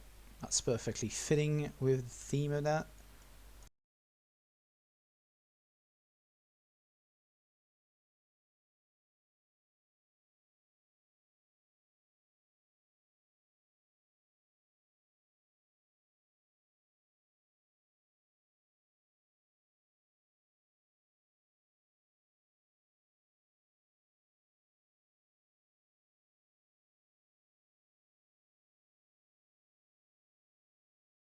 Changing the name of this.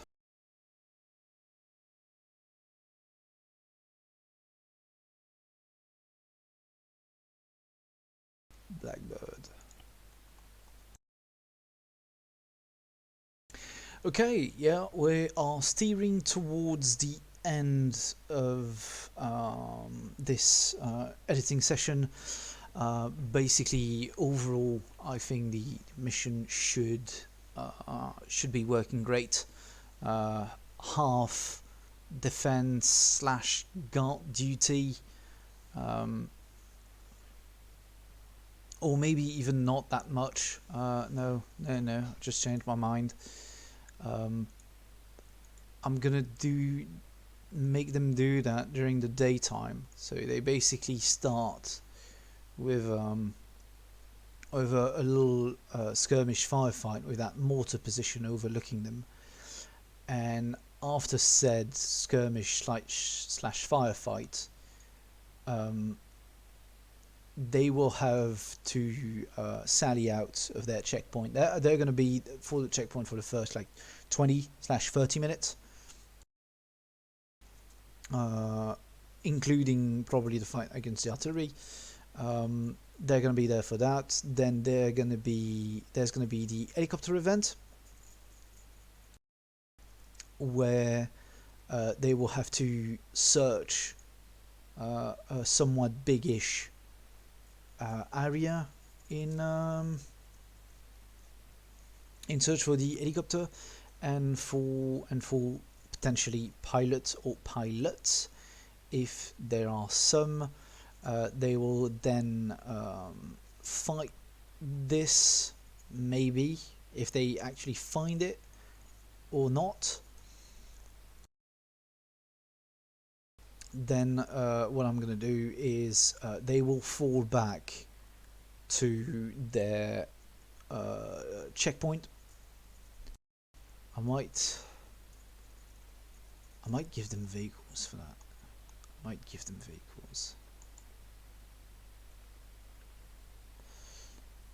No, I'm going to bring in vehicles with the replacement guys for when they have to sally out for the helicopter. So yeah,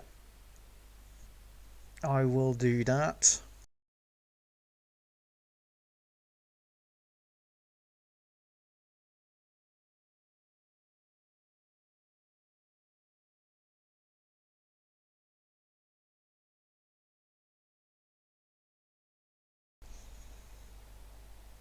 They will fall back then to the checkpoint, spend the night at the checkpoint, have a nice nighttime firefight, and after said firefight, they will have to push out once again, pursuing basically the people who attacked them during the night. They will have to pursue them back to that village where VC troops would be concentrated.